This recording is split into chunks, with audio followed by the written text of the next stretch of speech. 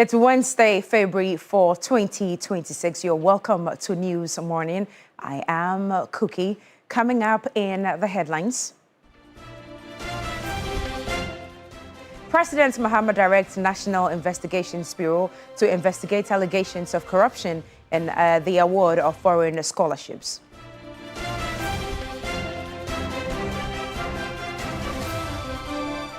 National Labour Commission summons Senior Staff Association of Universities of Ghana to a meeting later today following their nationwide strike.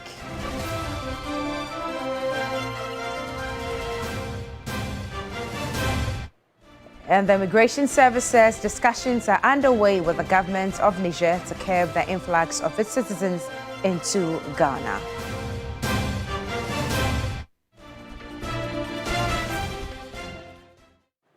President John Mahama has directed the National Investigations Bureau to immediately investigate allegations of corruption into the award of foreign scholarships. The decision by the presidency follows allegations by the former CEO of the National Entrepreneurship and Innovation Program, NEIP, Kofi Owusu-Nkansah, that current officials under the Mahama administration are selling scholarships to the tune of 100,000 Ghana cedis. The video, which has since gone viral on some social media platforms, has, according to the presidency, courted public attention, demanding a swift and thorough investigation in accordance with the government's stance against corruption and its commitment to transparency. TV3 sources, which have intercepted the directive to the NIB, has tasked the Bureau to establish the factual basis of the allegations and submit findings or for appropriate action.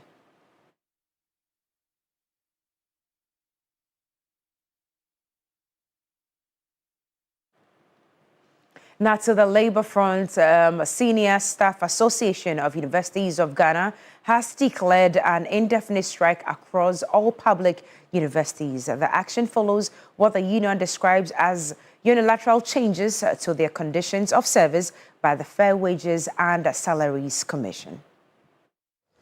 According to the union, a 2021 collective agreement allows senior staff in public universities to receive overtime allowance.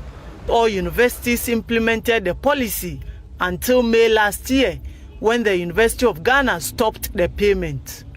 The Fair Wages and Salaries Commission has touched our condition of service, which the two of us have agreed. They have unilaterally changed it and imposing something different on us. The fear is that what they have started, it started from Legon. Legon started it.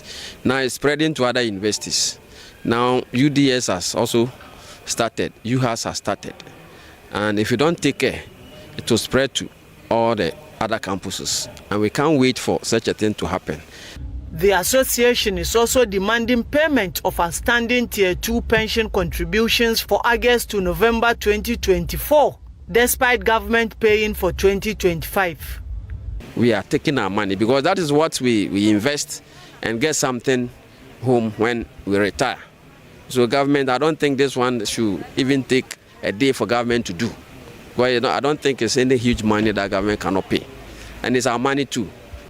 The third concern involves staff of the University of Media Arts and Communications, UNIMAC, who were underpaid for years after the institution was upgraded to a full public university. The association says, although staff have now been placed on the correct salary scale, government must negotiate and pay the arrears. The strike is expected to disrupt non-teaching operations across public universities. From cleaning to office administration to accounts, basic school, security library, the labs, hospital, everything will be affected. Because they are all members. If we have been listened to, we wouldn't have gotten to where we have gotten to. And as I'm saying, we are not happy declaring strike because it affects us. But where it has gotten to, if we don't put our feet on the ground, we don't know what next they will also be touching. The Teachers and Educational Workers Union of the Trades Union Congress, TUC, and the Federation of University Senior Staff Association of Ghana, FUSAG, have also joined the strike. Meanwhile, the acting executive director of the National Labour Commission, Dr. Bernice Welbeck, says a meeting has been convened between the Senior Staff Association of the Universities of Ghana and the Fair Wages and Salaries Commission later today as part of efforts to resolve their grievances.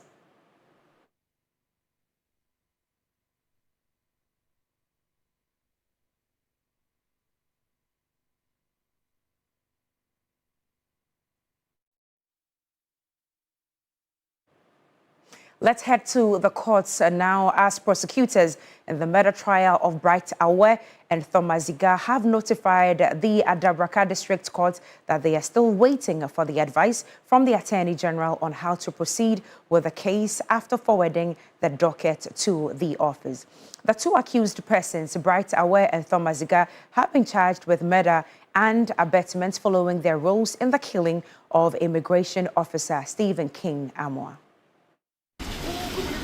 Although Bright Awe and Thomas Ziga are facing charges of murder and abetment, the pleas are yet to be taken by the court. Prosecutors have, among other things, indicated that they have forwarded a forensic medical report and all other relevant documents following investigations to the Attorney General and are awaiting the next direction. In court on Tuesday, February 3, Chief Inspector Achana pleaded for additional time until the Attorney General provides advice on the way forward with the case. The case has since been adjourned to February 24. A family member of the deceased victim spoke of the proceedings. Very well for this case. We are not looking back or declining or anything of that sort. Once some of them are in command, some of us are also here in Accra. We've advised our relatives in Kumasi to just relax sometime, because once the case is here at the district court, the case will definitely move to the High Court. And that is where the actual trials will start. So maybe they will join us when the case moves to the High Court.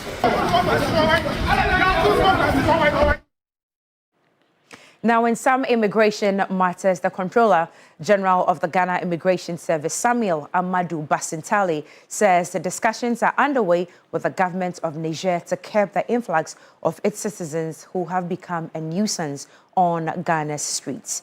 He made the disclosure when he received 20 pickup vehicles from the Interior Minister, Muntaka Mohamed Mubarak, to boost the service's operations. In May 2025, the Ghana Immigration Service conducted raids across Accra, detaining over 2,200 undocumented foreign nationals, primarily from Niger, who were involved in street begging. Since that exercise, the issue has persisted, with more of these beggars still on the streets of Accra and other major towns across the country. The Controller General of the Ghana Immigration Service, Samuel Amadou Basintali, stressed that a growing presence of these beggars is a serious concern and measures are being taken to address it. This issue of beggars that you find, it is our border communities. You know, per the ECOWAS protocol, they live in these communities and the next day they are on the streets. Ghanaians are hosting them in their homes. And that is what we are talking about. In their country, begging is not an offense, but it is here. And as we speak today, we all know the challenges in Niger. Most of them are Nigerians. They are actually fleeing from real founded fear. The only challenge is the streets that they stand to beg. But we are looking at a solution to it. Yes, we have been talking to the Nigerian government on how best to handle them, because take it or leave it, they are ECOWAS nationals and they are entitled to be here. The Minister for Interior, Muntaka Mohamed Mubarak, revealed that technology is being explored to strengthen border protection against criminals and external threats. We are engaging a number of IT firms to help us. I mean, there's one that has gone way advanced up to even currently around value for money at the Ministry of Finance. When that comes on board, they are going to be giving even mobile devices, so that when you meet people, you can simply scan them, and through the scan, you'll be able to tell whether this person is on your watch list or stop list, or this is an interested person that we are looking for. Is it a terrorist? Is it somebody of interest? So that is being done. He admitted the fleet is not yet sufficient, but assured that more vehicles will be deployed before the end of the year. Currently, we are working on their regional offices, and we are working on about 7 at a go. We are very hopeful, maybe by the course of this year, that 7 will come on board. And that will be a huge relief to the operations that they are carrying. So we are not going to wait until we have money to fix any of them. Whether fire, prison, police, narcotics control, government cannot do it alone. I mean, we have no doubt about that. We are very clear on my private sector actors help us to keep our country safe. The Controller General confirmed that the pickups have already been assigned across the regions. In other news, the Accra Metropolitan Assembly is carrying out a decongestion exercise by enforcing the red line policy to rid the city of congestion, constant vehicular traffic, and guarantee safety of pedestrians and traders. My colleague Noura Mohammed was at the Central Business District of Accra early on yesterday and is bringing us this report. Now, she brings us this report. We're here at the Central Business District of Accra, where a decongestion exercise is taking place. Now, if you recall, last year in May, the Accra Mayor, together with the Metropolitan Assembly, came to the Central Business District to reinforce and reintroduce the red line policy. And this was to ensure that the traders do not encroach the pavement and to sell their wares and their goods behind the demarcated red lines on the pavement. But then during the Christmas festivities, the Accra Mayor gave the traders some reprieve and then ensured that although they sold on the red lines, they gave them an ultimatum to eventually go back behind the red lines come February 1st.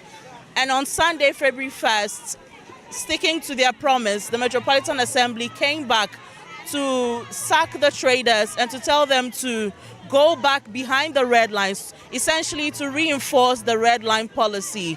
We're here to monitor the process. We can see that the traders and the Metropolitan Assembly task force are in some kind of disagreements here and there, but then the authorities are trying to ensure that the right thing is done. So let's engage some traders and hear what they have to say. Yeah, Papa, Mr. President, say, yeah, na payment no sundaho, no be sinya kwan. And I'm pepe. We're pleading with the authorities to allow us sell on the pavements. We have been here for over 35 years, yet they are asking us to move. 35 years in here. Juma. And yeah, 35 years in here, me started me Tomako. Ya tree, We moved behind the red line, but they still say we should leave this area. The mayor says he will do something about the red line for us, so we are waiting. Because once a payment in straight, it's not doing straight. Nobody uses the pavement, so the task force should allow us sell on them. They haven't sacked us, but where we are is too far back. Too much because you do some in a The decongestion exercise continues, and the Accra Metropolitan Assembly still has their task force all over the Central Business District to ensure that the traders comply with the red line policy and to make sure that there's space within the markets, the streets, and everywhere is kept in an orderly manner. I am Noura Mohammed reporting from the Central Business District of Accra. Moving to other related youth matters, the government's Ejumera flagship program is set to roll out the inauguration of the Grant Management Committee as part of efforts to ensure the success of the program. The Minister for Youth Development and Empowerment, George Opariado, urged members to ensure fairness and gender inclusivity. The Ejumera program is one of government's major flagship program aimed at creating more jobs. So far, the program has trained over 10,800 young entrepreneurs, while effort is underway to provide grants to at least 2,000 viable and scalable businesses. The National Entrepreneurship and Innovation Program Grant Management Committee was inaugurated to oversee the selection and disbursement of the funds. In attendance was Erica J., CEO of the National Entrepreneurship and Innovation Program. Minister for Youth Development and Empowerment, George Opari-Addo, wants tangible results. Whose ideas and businesses are scalable and have the greatest potential for impact, to make sure that the businesses are impactful, things that can bring about transformation. I wish to draw your attention to the need to pay attention to ensuring gender inclusivity. I want to use this to commend the National Entrepreneurship and Innovation Program for this important step and urge committee members to discharge their responsibilities with utmost professionalism, independence, and the highest ethical standards. Deputy CEO of NEB, Joan Selassie Ahiawodo, touched on the progress of the program. It brings about credibility, transparency, and then prudent, use or management of public finances. It boosts the confidence of the ordinary Ghanaian in the institution, that is NEIP, that has been given the mandate to run the Ejumara program. I'm saying this because over the years, the complaints that have been coming about these initiatives is that, it's a government initiative. You just line up their people and distribute government money too. But we want the ordinary Ghanaian to know that Ejumara is different, but prudent use of public finances to enhance the businesses of young people. Members of the committee include seasoned entrepreneurs, British Council and University of Ghana Business School. Now let's talk about transport, as government through the Transport Ministry is proposing a new bill to rename Kotoka International Airport to Accra International Airport. Now, Majority Leader Mahama Yariga, addressing a joint news conference with his minority counterpart, made the announcement as part of the bills government intends to introduce. Yeah, so the Minister for Transport will bring Maritime and Related Offences Bill, road traffic regulations to deal with the Okada legalization and the discipline that is needed on the roads by Okada riders and tricycle riders, and then the Ghana Shippers Council regulations. And we are changing the name of our airport from Kotoka International Airport to Accra International Airport. So a bill will be brought by the Minister for Transport for the name of the airport to be changed from Kotoka International Airport to Accra International Airport. So the Accra International Airport bill will also come, and then they will ask us to approve some international bilateral agreements and multilateral agreements for them. And that's it for News Morning. I am Cookie. TV3 Newday with the entire team continues right after this break.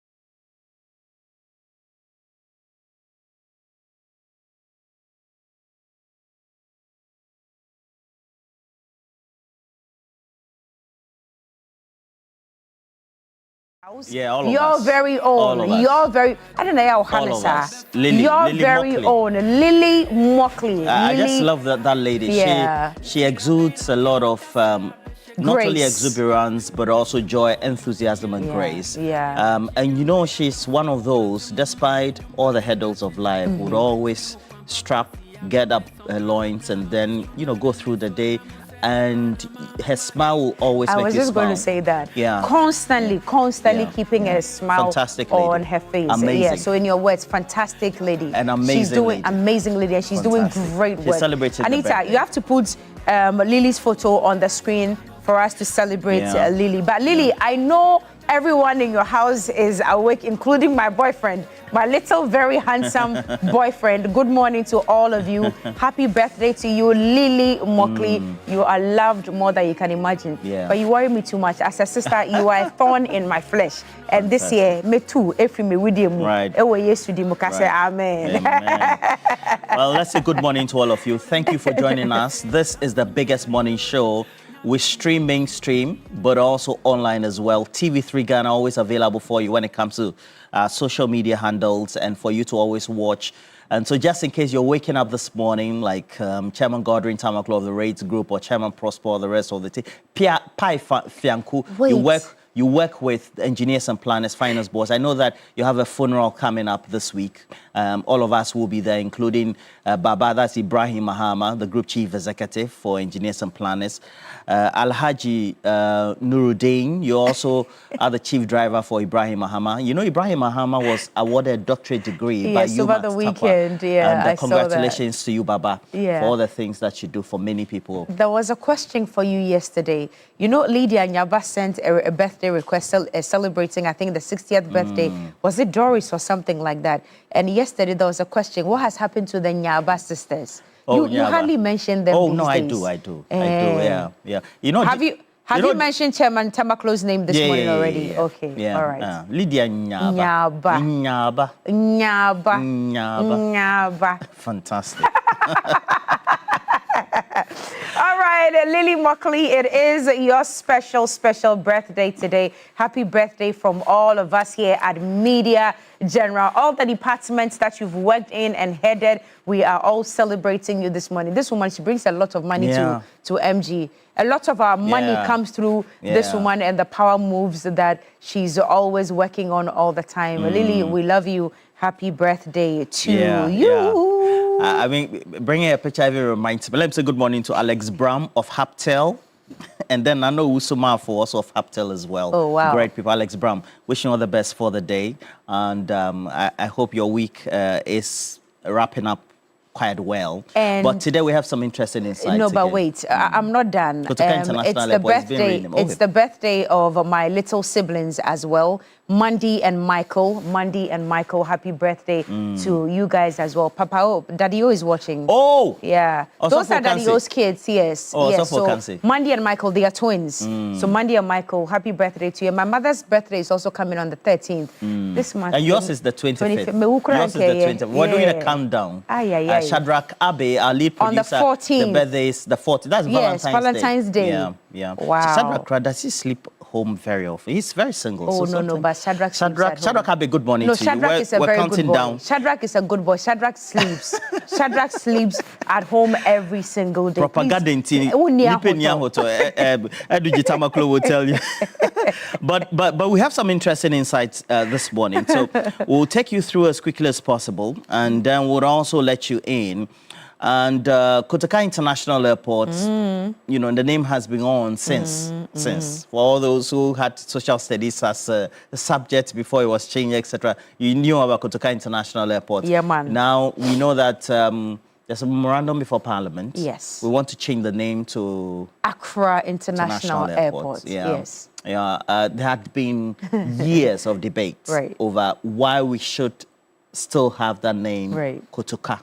because of the role he played in our political history. And why do we need to still keep that name? It had been on for the last couple of years, but it looks like this government has decided to make that decision. Of course, I've seen some posts from the MPP, some of even their the minority commentators leader has been who said that speaking, it's politically motivated, etc. Yeah, and he says that there is already Accra in the name because the name is Kotoka International Airport, Accra. So there's already Accra there. So why do we want to change the name and why now? Well, we're going to be heading to you who are watching us this morning to pick your thoughts on that one. But I'm sure we'll table that as well for the big issue, as well as Ghana's cocoa financing. Why have farmers' arrears been delayed? We'll be talking about that this morning. So get your thoughts ready for us when we activate the phone lines. We'll be asking you, of course, what you make of the name change from Kotoka International Airport, Accra, to Accra International Airport. We'll see how that goes. So for big issues, as the subject already announced by Cookie, we're going to have Eric Edemagbana, who will be in the studio, and Jabunti Zato will be here as well. Solomon Owusu, and then Kweku Dakwankra on the historical side of the change of name, what the debate has been over the years, Kotoka's own role in our political history, and so Kweku Dakwankra will be joining us. So promises to be quite an interesting. And then we'll continue with our sojourn. Yesterday you were in the market. Yeah. But why were you so dressed for the market, though? I was dressed for the day. I was dressed for the day. In the market with your pockets full and everything. Because so ideally, when I saw myself in the camera, I said, no, I should have worn some sneakers, some jeans. And I'm not sure what you say, but now we're Jerry Mom. Who made this? This one is what? Elise Couture? Is this Elise Couture? Always, and yesterday as well. Okay. So let me say good morning to all of you. But the phone lines are open. And so we're asking you, what do you make of the change of name? Cookie, that's it, right? Yes. Kwame Nkrumah's name should have been there. I thought it should have been Kwame Nkrumah International Airport, but no problem. Well, it's okay. In the meantime, you can cash out with us. I'm switching things a bit for cashing out because I realize that sometimes because of time, we are not able to send all 10 of you who win the 1,000 Ghana cedis. So to save time and to enrich more of your pockets, I'm going to be increasing the amount that I give on a daily basis. And then on Fridays, I'll bring you the very, very, very big one. So this morning, 3 of you are winning 2,000 Ghana cedis. Wow. Not 1,000 this morning. Oh, okay. 3 of you are winning 2,000. Yes. Fantastic woman. So 3 of you winning 2,000 Ghana cedis this morning. Get in the game, *439#, and you know how I do it. Depending on your participation and the love that you show me, I probably will add a 4th person, and that will be 5,000 Ghana cedis. That one will not be 2,000, no. That one will be 5,000 Ghana cedis. But get in the game this morning, *439#. If you're a Telecel or MTN subscriber, I am not dishing out 1,000 this morning. I'm giving you a whopping 2,000 Ghana cedis for your Wednesday. It's Ham Day. You need the money to do a lot of things. Yes. Some of you have not received your alerts for end of month yet, even though it's 4th of February. Ebi market ya enyambaye, and you will need the money. So *439# if you're a Telecel or MTN subscriber. You're choosing option 2 this morning. Follow the rest of the prompts. Please play as many times as possible to increase your chance of winning and winning big here on TV3 Newday. All right, so we have our this morning segment, and the question is up for the segment. What do you make of the change of name of the Kotoka International Airport to Accra International Airport?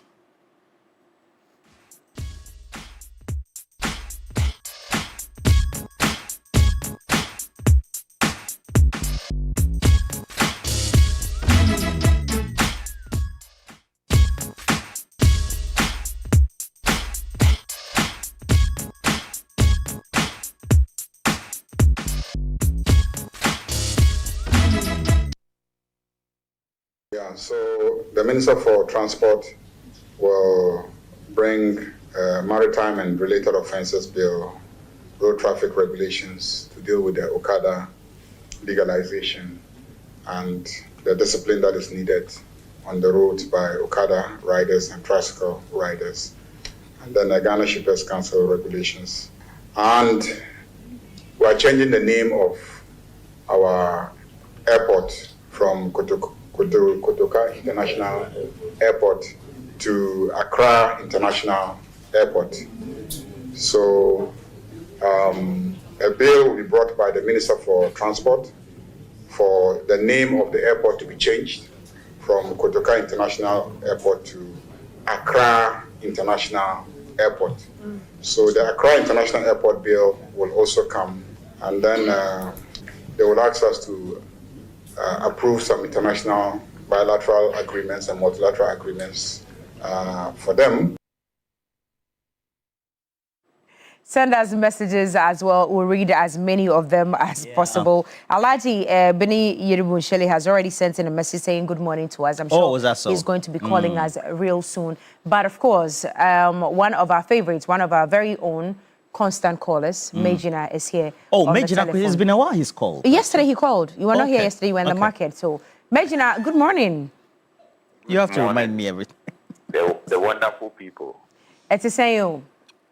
Boko, ano pay a kind of brofo and I can tree. Emudia. Yeah, kind of brofo. Okay, fine. Let's hear you. What are your thoughts on the name change? You know what? Tell us. When they give you a position, it is two things that we are expecting from you. Okay.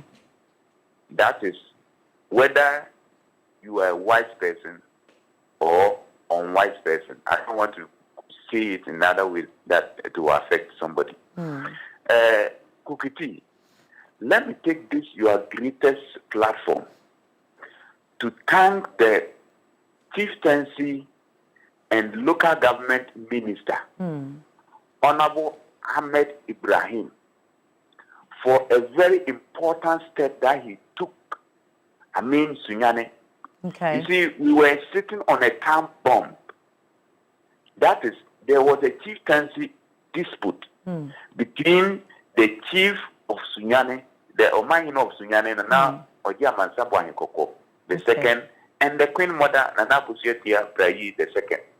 But with the effort of the local government minister, peace has been restored in Sunyane. All right. Yesterday was a moment. So we thank them and all the parties who helped. And I say that with the Kotoka International Airport, I think if we are to name people by this and it will, at the end of the day, resolve problem. Any facility like the airport that we will build in any town, we should name it after the town so that it will avoid future issues like this, because I don't see why we should wasting our time. Let's pass a bill to amend something like this. Meanwhile, we have some issues affecting our society which we need to focus our energy on and find solutions to it. So we are debating on renaming of Accra, what we call Kotoka International, Accra International. How important is this? Can channel our energy like what the president just said. Somebody forcibly use the state money, the scholarship issue. These, we can channel our energy in discussing these important issues. So I don't think to rename this thing is very important. Okay. So next time we establish any airport, we should name it after the town so that it will avoid future renaming. We should name it. We should name it what? Afarijan? No, we should name it after the town. Oh, after the town. Okay. Yes. So there's no later name change. All right. Okay. Yes. So if it is Sunyane International Airport. Then that's it. All right. Kumasi, then all right, sure.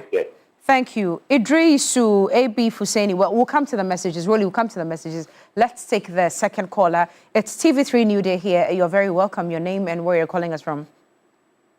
Good morning, madam. Morning. Your name, sir? This is Yaya calling you from Tamale. Oh, yes, Yaya, how are you? Fine, thank you, madam. Yaya, let's hear you. Do you also agree that there should be a name change to the current Kotoka International Airport? Let me greet you good morning and greet my fellow Central MP, Professor Ali Dumama Fidu, and then Honorable Haruna Fisu, and then all the executives inside Central Central, Chairman FK, good morning. You see, naming it, in fact, it's going to be a good idea. Because naming it after somebody's name, one day like that, in fact, it may be a conflict or disagreement between the town. So at least anything that they build on any area, they should name that thing on that area name. Okay. The town name or something like something happening in NPP administration. They came and named Tamale International Airport like that Yakubu Tale International Airport. Yeah. We were having disagreement with that one. As of now, in fact, people will see you and then when you greet them, they'll not respond. Meanwhile, it doesn't come to that. So they should stop all this kind of naming of somebody's name and do things. They should get the town name and give it to that person. Other than that, if only the team advise that, in fact, let us do it this way. Then the government can also look at it and see whether it's going to be good for the country. Other than that, matters. You continue naming to other government also come and see, oh, let's do this. It will help the country. Meanwhile, unemployment situation is still there in this country. Group unemployment is still there. They don't have jobs doing. So they should focus on how to get the people jobs. That one, they thought, I know GM will do it because we are coming to return the country. And in fact, they used to also pray for them to continue to be in power so that the jobs will come. Now, let me appeal to the contractor working in our areas rules. In fact, they should do well and come and finish the rules because looking at the dust is now entering our roads and our houses and everywhere. Okay. Anything that's little fast, dust everywhere in our roads and Thank you. And we do ask that when you call, please make your submissions very short so other people can also call in. Let's head to messages right now, Rolly. Well, we have a couple of messages, so we'll just try and go through them as quickly as possible. This one is coming from Alberto Noretti with the Graphic Communications Group Limited, based in Hold the Volta region. Says the airport should have been named after Kwame Nkrumah.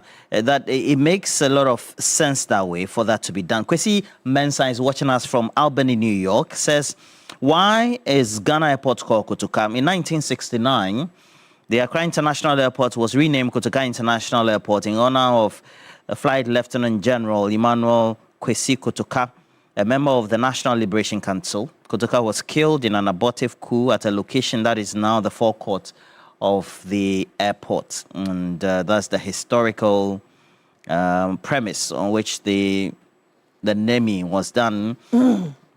And then also, Mr. Patrick Okan, I see as well. Yeah, he says the airport was originally opened in 1958 as Accra International Airport and was later renamed in 1969 in honor of Lieutenant General Emmanuel Kwesi Kotoka as well. All of our viewers are up to speed with the latest when it comes to all the things historical about the airport as well. Do we have more callers?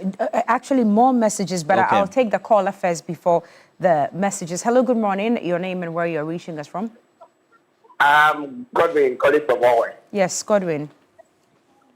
Yeah, I wanted to say that changing the name from Kotoka to Accra, I don't see any reason for them to change because when they change the name, the airport remain the same. But we have all that different issues they have to discuss, like a disability act. As now, nothing has been done about it. Students, allowance, and those things. So the name doesn't have any impact on the airport. So I also feel that the name should be there, and then we'll talk about different things so that Ghana will move forward. Changing the name won't do anything. Great. Thank you. Thank you for calling us, and thank you for making it very short and snappy. Kwamina Acidity says, what is the current state of the exchange rate and inflation? Mismanagement of Ghana will expose you. Okay, you're talking about the MPP and Dr. Baumia. Let's move on to other things. Kwame Nick says, good morning, New Day. Please, when will the government pay the fees, the school feeding caterers? Some took loans for the work, and this comes with interest. Mr. Finance Minister, please pay the people. Okay. Newday says NDC government has the right to change because they built much infrastructure for Ghanaians, unlike the NPP. Yurakwa Ayapi says, Kotoka International Airport to Accra International Airport, this debate goes beyond politics. Naming a national landmark must reflect the values, history, and legacy we want to project to the world. It's not about sentiments alone, but about the deeper meaning behind the person or idea being honored. Namings should unite, educate, be exemplary, and represent our democratic conscience. Well, quite interesting thoughts there. So we have a couple of also additional messages. And Madam Anna, good morning. You are with the Guest DA school. That's in Ijumakun. Good morning to you as well, Madam Anna. And then also a member of the Ghana National Association of Teachers. Says, I do not agree to the name change from Kotoka to Accra. I would rather suggest they rename it as the Ghana International Airport. She continues, and those mentioning that it should be named after Dr. Kwame Nkrumah should know that Dr. Nkrumah's name has been used enough in the country. And thank you. Have a blissful day as well. Well, wish you all the best for the day. I like the Jibril of National Security as well as everybody else within the National Security apparatus. Good morning to you. And thank you for calling as well and then also watching us. But this one is coming from Newday to Kwekwe. The airport was once a military airport, and after independence, it was named after Kwame Nkrumah. And so I believe that the change is important. The spirit will bring Ghana Airways back. Reset agenda is on. Newday to Kwekwe. Aziz Jola says, clearly the renaming of the airport is a perfect and laudable move. There's a long one from Nana Kwesi. I'll let you read it. But let me take this caller first. Yeah. Hello, good morning. Good morning. Yes, your name and where you're calling us from? Yes, my name is Noah Naboja, calling from Tatali in the northern region. Okay, let's hear you, sir. Renaming the airport, I'm not in agreement with that. Okay. Because if you look at what we try to copy things from outside, when somebody is able to bring us something, we try to recognize the person. Oh, Noah, your line is not great this morning. Your line is not great. Please reposition and call us back. In the meantime, I'll read Nana Kwesi's message. You have it over there? No, okay, I just have other messages. Okay. He says that, yes, the airport must be renamed. The minority leaders should stop this partisan politics and tribalism. Look, did Kotoka consult Voltarians when he sold the birth of Ghana to the West, the CIA? Did a traitor and evil man like Kotoka, who truncated the destiny of Ghana for selfish reasons, who exhibited the trace of UP transformed to today's NPP, did he do everything to distract Dr. Kwame Nkrumah? It's a very long one, but we get the import of what you are saying. Rolly, take the messages. Okay, this one is coming from Bishop Matthias Madedeus Badonhu, who is a bishop with the whole diocese of the Anglican Church. Says that the birthday also falls this month as well, and that is the 14th of February. Okay. Bishop Kwabla. All right. Also celebrating the birthday as well. Kofi, says that it's good that we have this conversation. Okay, great. Kofi's also joining us here on TV3 Newday. Kofi, where are you calling us from? I'm calling from Afienya. Okay, let's hear you, Kofi. Yeah, please. So, I just want to say the initiative to change the name of the airport is in the right direction, because we are projecting the flag of Ghana, and anything that is evil must not be projected, because the signal Kotoka sent on the entrance into the country is not the best. So it's better we change it, and I'm very, very, very happy they are changing it.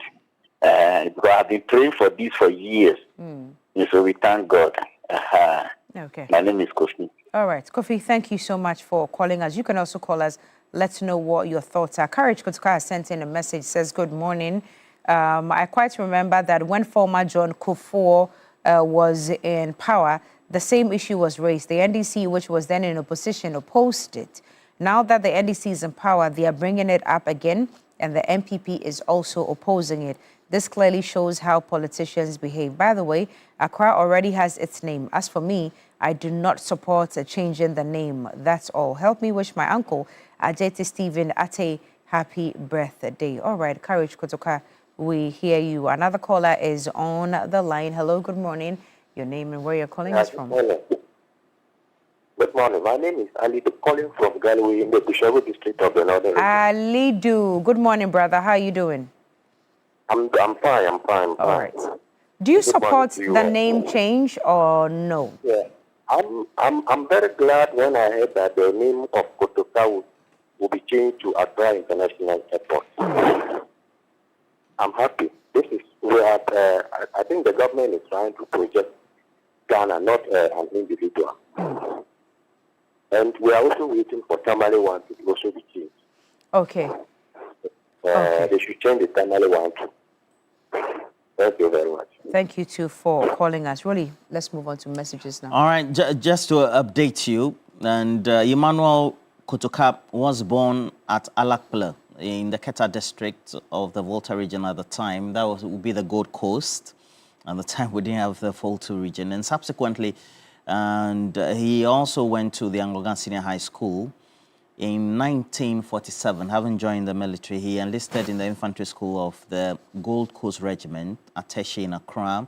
He had a number of transfers, notably to Kumasi, the present day, the Ashanti region, and he became friends with, we're told, Major Akwesi Amankwai Frifa.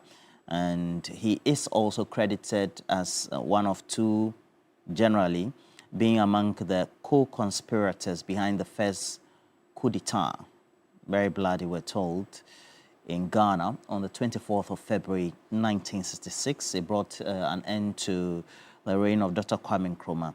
And according to the CIA files, the whole operation was codenamed Operation Cold Chop.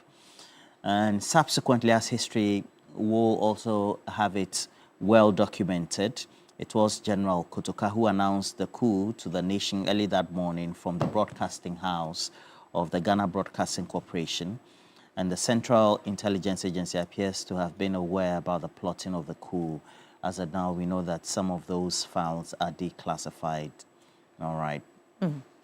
Irakwa Ayepe Richard says Kotoka International Airport to Accra International Airport.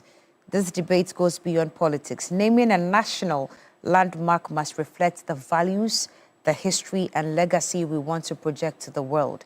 It's not about sentiments alone, but about the deeper meaning behind the person or idea being honored. Naming should unite, educate. Okay, I think I read that one already. Kwame Nick says, good morning to you guys. When will the government pay? Okay, I've read that one too already. Do we have another caller on the line? Okay. All right. Rolly. So before we tell you about the world-class university, that's Rosebank, lawyer Kakri Samwa, good morning to you, Uncle. And says, I'm laughing all over the discussions in the name change of our airport. Kwame Nkrumah himself changed his own name when he thought necessary. Someone called Cassius Clay changed his name to Muhammad Ali. It is good to also honor the owners of the land. Accra has done a lot for Ghana, and there's absolutely nothing wrong with honoring the people of the Ghana states. Accra. Good morning to everybody else. Lawyer Kakri Samoa giving us this message as well. Sefa says, I don't share the view that every monument should be named after the town in which it is located. In all jurisdictions, some vital monuments are named after some important personalities. Changing the airport's name is in the right direction, though. And the last one, before we go to Rosebank, this one is coming from Kofi Kwating Amaning Kukru, who says that Vincent Ekoa Sefa sat in the House of Parliament of Ghana like Simple Penin when university names were whimsically changed to names his party folks. He calls such a laudable idea useless and waste of resources. Gosh. And then goes on to enumerate some of the names that were changed. University of Development Studies were to Simon Diodong Dombo University. the University of Development Studies Navrongo to CK Tadam, University of Winneba Kumasi to Akenting Apiaminka University, University of Mines and Technology to George Grant University. You got me laughing there. And the whole technical university to Ephraim Mamu Technical University. Such wisdom. All right. It must be edited before, yeah, right? Yeah. Now, also not what is it, a simple penny? It's a simple penny. And where that is an elder in the household who looks away like an ostrich when bad things are happening. It's something like that, yes. Let's move on to other things. There's some world-class university right here in Ghana. It's called Rosebank International University. It's a strong South African university and a brand of the ADVTech Group, Africa's largest private education provider with 146 schools across 5 African countries and over 100,000 learners, and partly owned by the World Bank through the IFC. Rosebank International University is fully accredited by the South African Qualifications Authority, the British Accreditation Council, GTEC in Ghana, City Guilds in the UK, and Capsicum Culinary Studio. At Rosebank International University, we offer a Doctor of Business Administration, Masters of Science and Masters in Philosophy, Digital Marketing, Bachelor of Supply Chain Management, targeting professionals in freight forwarding, customs, etc. We offer hospitality and culinary arts available at diploma, undergraduate, and postgraduate levels. Our ICT has BSc Information Technology and Business Systems and IT Computer Application Development, all carefully designed to equip you with the skills and qualifications needed for a successful global career. Our mission is very simple: inspiring excellence. Admissions are now open for the January 2025 academic year. Visit the modern campus at Airport Commercial Opebia in Accra, or you can apply online www.riuc.edu.gh. Rosebank International University, building global citizens. And Rolly, Papao is sending special morning greetings to you. He says to tell you that he watches you every morning after prayer. You are the king of morning shows. Fantastic, Papao. All right, so the last one, Kwekweron says that MPP should let us have our peace of mind. If the name was changed to a different person's name, they would have complained. So they decided to change it to his original name, Accra International Airport, and they are still complaining. Hey, what at all do they want? This mini micro minority. Mo Ajiman, though, is also watching us from the UK. I'm happy our premier airport is going to be renamed. He lives in Germany and watches the show live as and when he can. Another caller is on the line joining us. Good morning, and where are you calling from? Good morning to you, Madam Cookie. This is Pana calling from Sandarbo. Okay, Pana. Pana. Panan, okay. All right, let's hear you. Yeah, I would like to greet you and Mr. Roland, and my special greetings to Honorable Ataisa from Sandarbo. And I just come and talk about the changing of the names of the international airport, Kutuka International Airport to Accra International Airport. I think it's good, but I think Ghana is not belong to anyone. Ghana is belong to everybody in Ghana here. So there's not necessary for us to give the name, the name Kutuka International Airport to something which is belong to all people in Ghana, especially in Tamale here. Our international airport here, no. They have changed the name to Yakubu Tali International Airport. And we were very, very, very sad because the Tamale International Airport, no, is belong to everybody in Tamale. It's not belong to one people.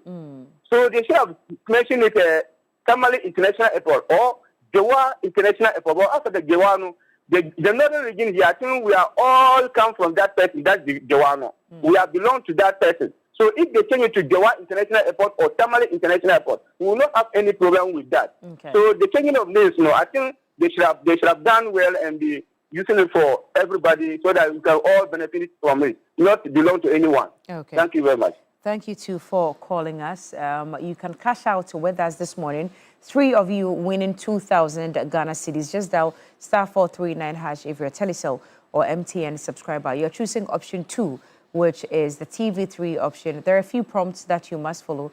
Once you're done with it, you can win 2,000 Ghana cedis. So please get in the game, get playing, and now play as many times as you can to increase your chance of winning. Sherry Giovanni says that I do not support the renaming of the Kotoka International Airport to Accra. What's the reason? Is Kotoka not a Ghanaian? Is this an addendum to please the Ghana people? I don't support this. That's Sherry Giovanni. And then Dr. Agbe in Hohwe also seems to also say that, or echo same opinion as well. And then Moses says, so of all issues, why are we discussing about Kotoka International Airport? So he doesn't agree that we have this as a subject to discuss. But Sheikh Abubakar Napar of the Light Foundation seems to think it's a very good idea, simple and short. Please, Tamale Airport is also simple and short. Another caller on the line. Hello, good morning. It's TV3 Newday. Hello. I think we lost that caller. Well, we'll move on to more messages. And there's another reminder that if you're dreaming of watching the 2026 FIFA World Cup live in the USA, Canada, or Mexico, let the visa stress stay off the pitch. We're here to help you, and all your bookings, all your tickets, and everything else, I'll bring you that information real soon. Let's move on to other things.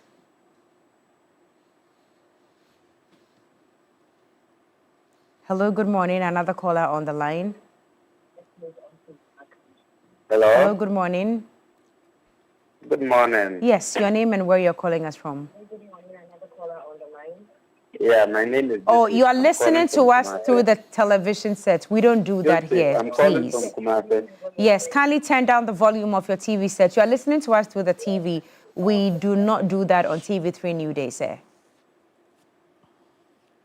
Hello. Okay. Yes. Yeah, I'm calling from Kumasi. And your name is? Joseph. All right, so let's hear you. Yeah, it's concerned about the changing of the name from Kotoka to Accra International Airport. Yes, please go ahead. Yeah, I think that it's Dr. Kwame Nkrumah who had independence for the country Ghana. So I suggest you should name it after Nkrumah, Dr. Kwame Nkrumah International Airport. Okay. Yeah. Okay, thank you. Thank you for calling us. Rolla, do you have more messages? A view he has, as well as others as well. This seems to evoke a lot of mixed feelings among many people. And do well to announce that Arsenal won over Chelsea yesterday. Engineer Samoa, good morning to you. It says good morning to Cookie as well. Nana Gazol, good morning.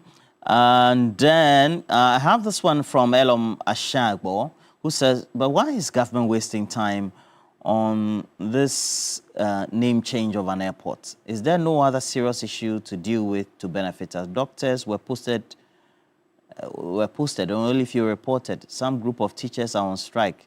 Nurses at home not posted. The new SHS curriculum has challenges and need to be fixed. We need to get our act right and be serious as well. Randa Shao says that if the airport is renamed, it must be Ghana International Airport. Meanwhile, I'm not against the original name, Accra International Airport. Hey, Ganyobi, Randa and the Charles, James, Dryer, and everybody else. Sunny. Madam, how are you? Sunny from Wale Wale, good morning.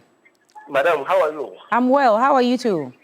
I'm fine. Oh, this morning, you made me enjoy when you were reading the news. Yes. In fact, I hope that very soon BBC or Al Jazeera will invite you to come and join them. Yes. Inshallah. Because you are now beyond Ghana. Because the voice was very correct. Yes, Thank you. Yes, yes. Inshallah. Yeah. Thank you. Thank you very much. Yeah. Sunny, let's hear you. Yeah, what are your thoughts on the name change? Hello? Yes, let's hear you. Yes, I think that with regard to the change of the name, I think it's even overdue.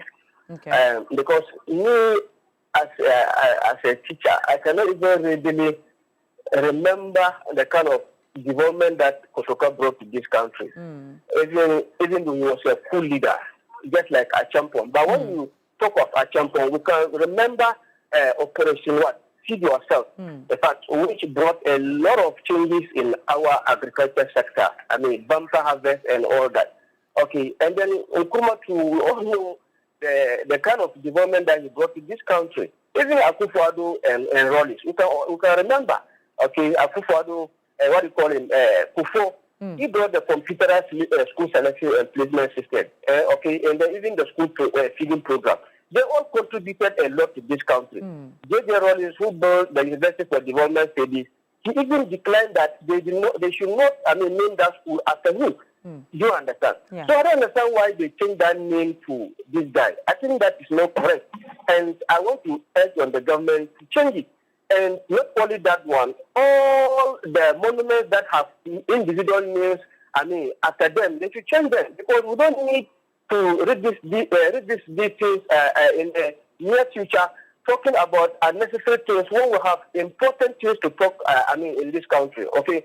So we want the government to focus on the 24-hour economy, okay? And then our Women's Development Bank, so that our people will get money to do their businesses, our youth will get jobs. You understand? But these things, they are very, very unnecessary. So I support the change. I want to greet my people in Wali, Honorable Abuwa, and then the NC. Thank you very much. Sani, we thank you for calling. And I'm told Derek is also on the line from Teshi. Derek, I think you're going to be our last caller for the morning. Can you hear us? Yes, I can. Yes. How are you doing, Derek? I'm doing great. Derek, what's the water situation in Teshi now? Is it flowing? About the name change, right? No, not yet. I'm asking what the water situation is in Teshi. Is it flowing? Oh, yeah. Okay. I think it will flow up today, yeah. Okay, all right. It will come on Saturdays and Wednesdays, yeah. Good stuff. Now, let's talk about the name change. About the name, how about we change it to E-Gate International Airport? Why are you suggesting E-Gate International Airport? I know, I see what you're doing. I see what you are doing. I see what you are doing. Have a good day. Obesuban. Okay, thank you so much for calling. Nana Gazor says that Accra International Airport is cool. Oh, I don't know why. And then Nene Udeu Pio, that's Ralph, says that why not name the airport after King Taki Teriap? And then Richard Amonkwa, good morning, says that changing the name is in the right direction. I've been praying for this for a long time. That's Mr. Kwashi. Landlord. Very unnecessary, some people say. Landlord from Bolgadila says, it's funny, the same NPP people who despised Rawlings because of a coup support Kotoka for the same coup. That's an unprincipled mindset. Who is Kotoka and what is his legacy in this country? Regards to my boss, Comrade Jonathan Abdallah Salifu, NDC Upper East Region Communications Officer. And that came from Landlord Bolga D Line. Okay, time now to take a break. All right, Ahmed Tijani Temaklagon says that what Ghanaians would like to know is the contributions of Kotoka to our national development. Has he left a mark like Kwame Nkrumah, a champion J.J. Rawlings? Ghanaians would like to know, and that's from Ahmed Tijani. Thank you as well. And Nagazo as well, others as well. We're taking a break. Chaleba, grab me a granola. As my energy, I come from Kakra. No, grab me one granola. Okay. Yeah, I'm a little hungry this heavy. morning. Well, Granola. It contains all the vitamins that you need, very power-packed. It's an energy bar. Charlie. It's for you, yourself, and your family. If not for this one, I never knew we produce energy bars. Oh, we do. Here. We produce Wow. energy bars, yes, Wow. in this country. So Granola. make sure that you grab one for yourself and for your loved ones. You can have it morning, afternoon, evening, anytime. Maybe you should take the one that I've opened. So that I don't waste it. Exactly. Lily Mockley will tell you that. Granola bar from Nutri Snacks. Make sure that Can I get a Granola cup bar. of tea this morning to go with it? Green Yeah, tea, please. yeah, Thank you very yeah, much. yeah, We'll take a yeah. break now. Happy birthday to you again, Lily Mockley. Enjoy. We'll see you later today. Where are you taking us, Lily? Take us to Kempinski this morning. Roland and I, after the show, we don't want anything less, please. Well, Nathaniel Akoli also says that, can I know what positive contribution Kutuka made to our common existence? The change of name is long overdue. Nathaniel Akoli, please, you need a granola bar. You are too energized this morning. But look, just in case you're dreaming of watching the 2025 FIFA World Cup live. 2026, baby. 26 live in the USA, Canada, or Mexico. Make sure that your visa stress period is reduced for you. And at Touchdown Travels, they guide you step by step from documentation to interview preparation, so you can share your own team live, including the Black Stars. Of course, Touchdown Travels, your stress-free travel agency for the 2026 FIFA World Cup. They are located at the LOC building at Dabraka, right here in Accra. You can also get in touch with them on the number 059 3434 175. Touchdown Travels, they handle the journey, you enjoy the moment. Yep. The 2026 World Cup. We'll go together with Yakumka Travel and Tours. We are going. You're on board. I promise you that. We are going. All right. Let's take a break now. Make sure you grab this granola bar from Nutri Snacks. We take a break. When we come back,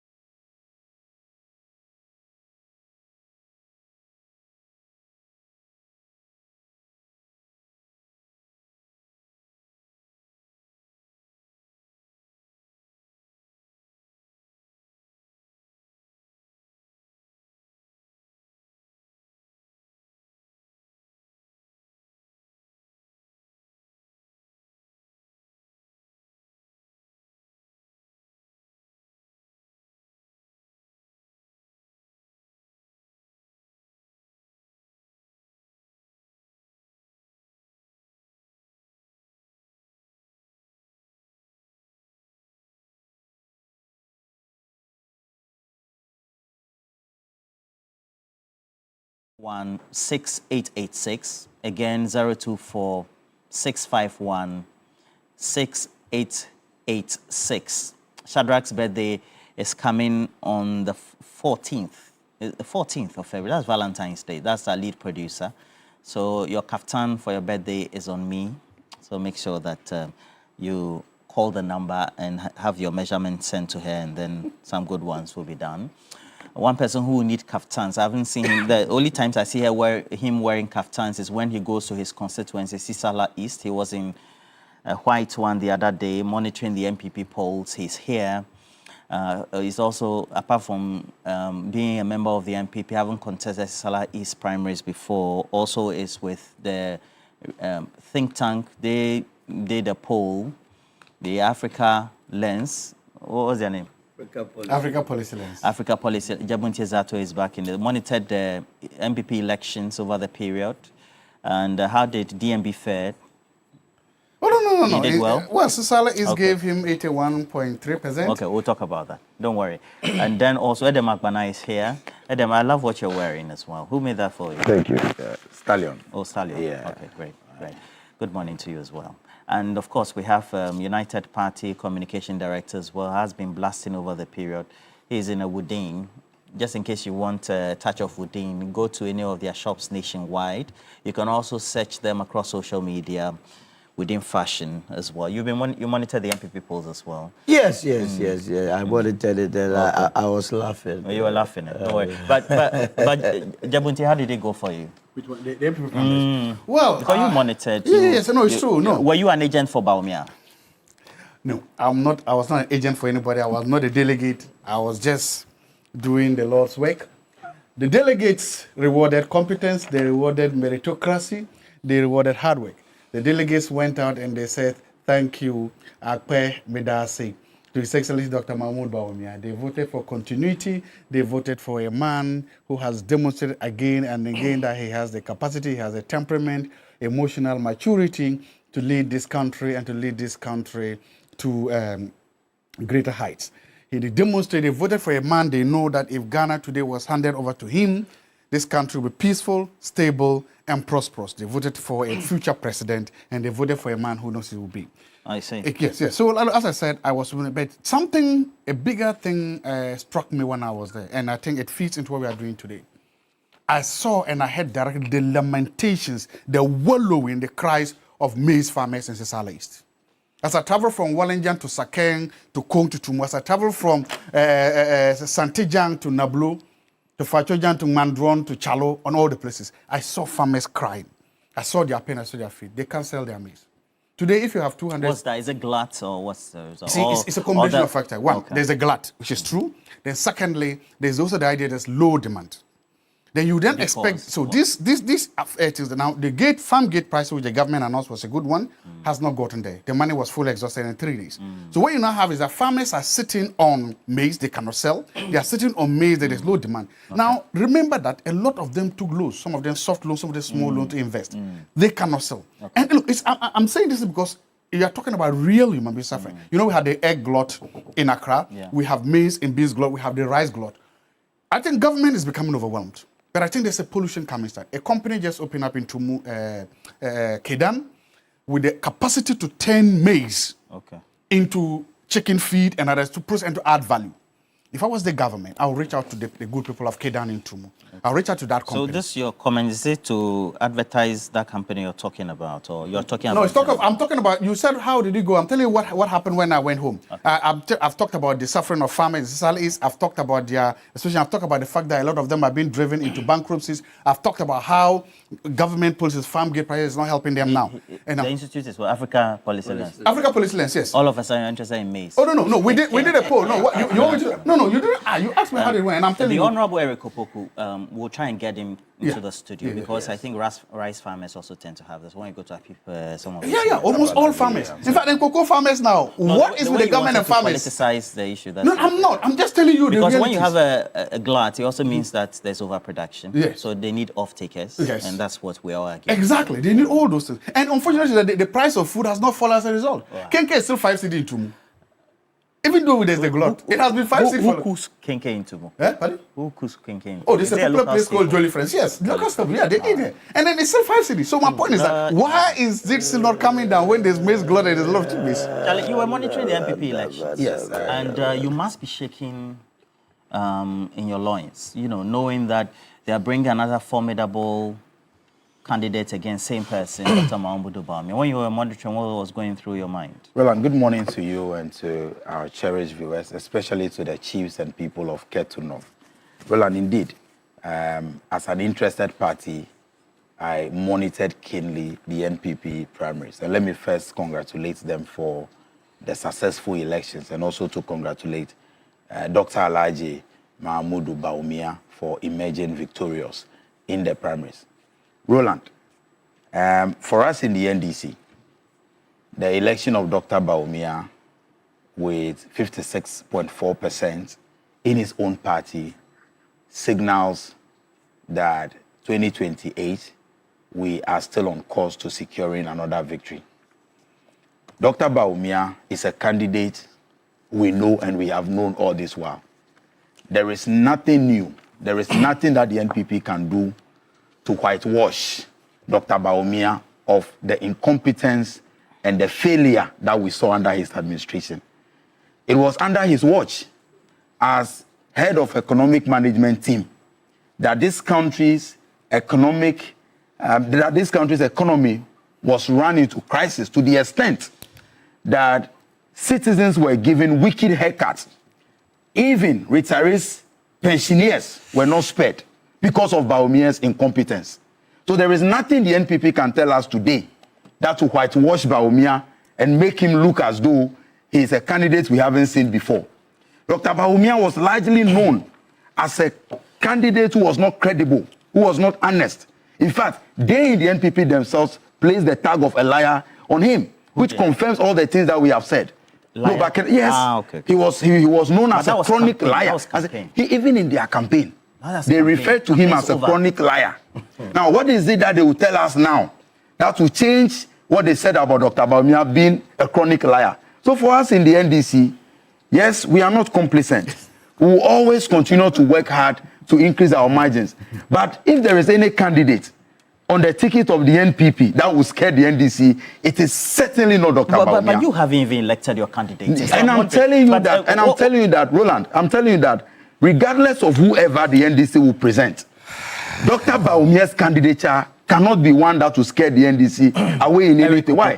What news is he bringing? What news is Dr. Bawumia bringing? Julius Why? Debra. Is it not the same Dr. Bawumia who told us that he had arrested the dollar and given the key to the IGP? The same Dr. Bawumia who arrested the dollar, gave the key to the IGP, but the exchange rate was 1 CD to 17 CDs to $1. Don't mind. What is new about Dr. Bawumia? But he paid cocoa farmers. What is new about Dr. Bawumia? Just in a minute.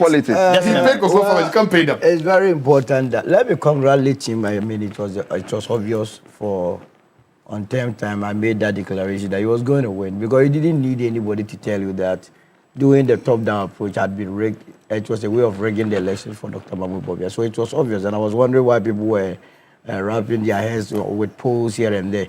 It's garbage in, garbage out. What is in the album that will give you the outcome. But what this time around makes it very scary for him, Dr. Mahmoud Bawumia, is even with the same album, the old album that has his people, about 4% from the last election, what he got in the previous election, felt he was not competent enough to... But they said they will rally behind him. Who is going to rally? It's you not didn't true. see Apenyo Maki and the rest Apenyo's statement was even dangerous. It's not statement. He even rushed to the house, go and greet him. Did you listen to what he said? I don't understand. Jesus Christ. Apenyo has finished the whole show.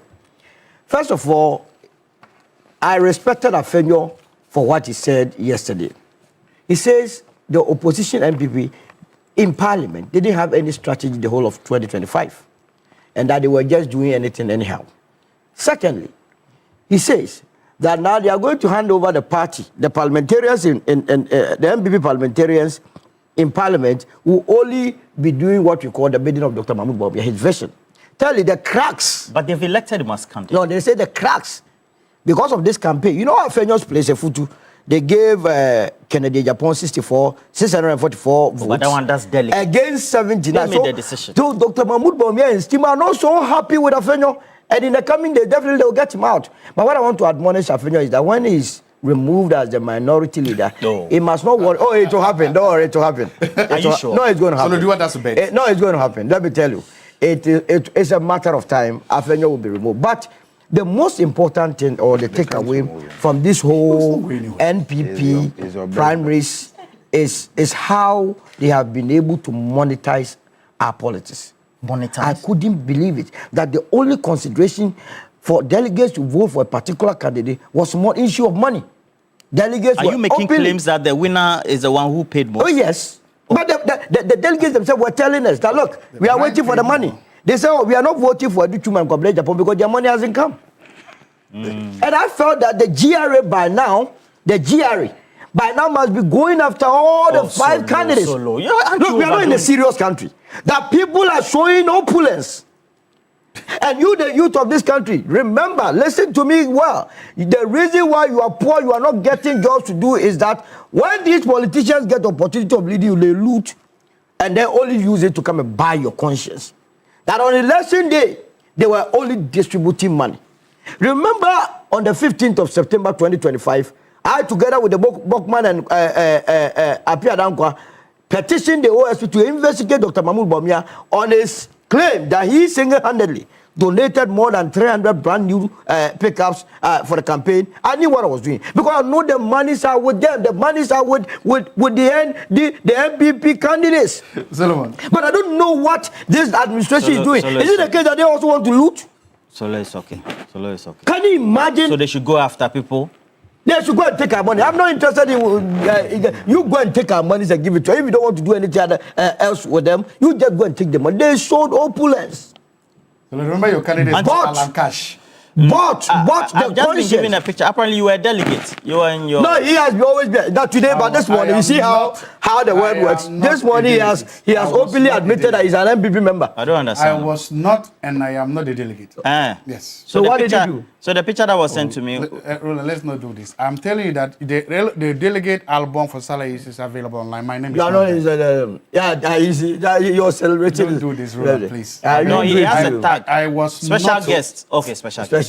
So that please end for me. One more thing. Let's do some cocoa news. The creme de la creme of the party. They had a police station at the headquarters. NPP headquarters had a police station. Those that were supposed to vote them are the National Council members, the former appointees, as ministers and CEOs, and so on and so forth. Do you know of the 987 voters that were supposed to vote there, only 481 people turned out to vote? They realized that this was a flawed process. Oh, but how do you come by those? Some of them were those who live outside. No, they were only. This was the most important activity of the party. Less than 50% of those, the creme de la creme, saw the need to go and vote. But I'm giving up on this party. No, you so if the elders, if the creme de la creme are running away from the party, how much more you, the trigger little stars, who are now looking for something to do for your life? So it's Agbena. We are very much happy. And in the same way, the United Party so happy. The very day they voted, the number of people who are registering with us is amazing. And that we are looking forward to a very competitive election come 2028. But I can assure you that in the same way Dr. Mahmoud Bawumia went to the Ashanti region and said, we are sorry, we have wronged you. When you go to court and say that, my Lord, I am guilty, it does not mean you have been forgiven. What it means is that the judge will look at the levels of punishment to give to the mistake that you have committed. That is where we are now.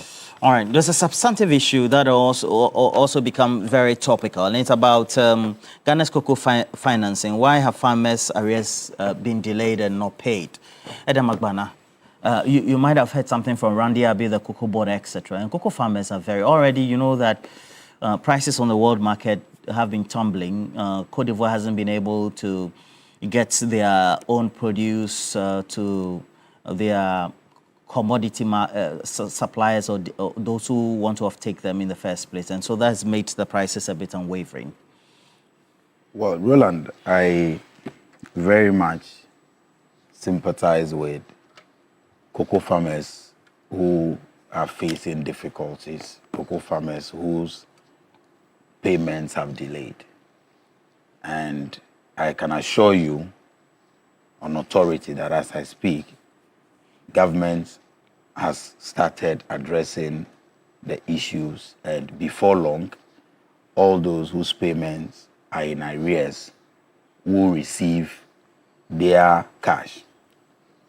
There is a certain history to the challenge that we face today. I am not one of those who likes to play politics with issues of this nature, but having followed the kind of arguments that our friends in the NPP are making on this case, it is important to use your platform to set the record straight. What's the record?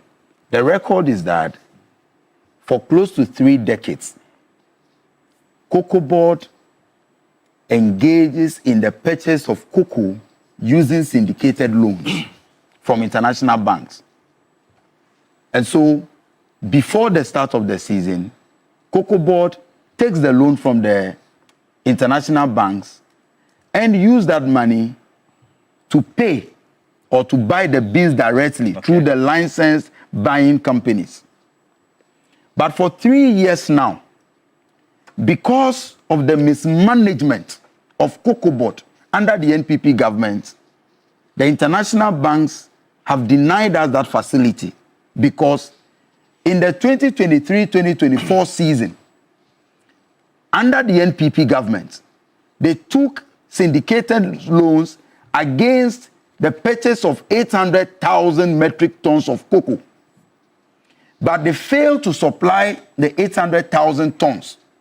And so supply fell short of over 333,000 metric tons. And so for the next season, there needed to be a rollover. Now, when the rollover happened, these international banks, those who used to give us this syndicated loan, denied us the opportunity to get it. So now there is no cash immediately available as it used to be.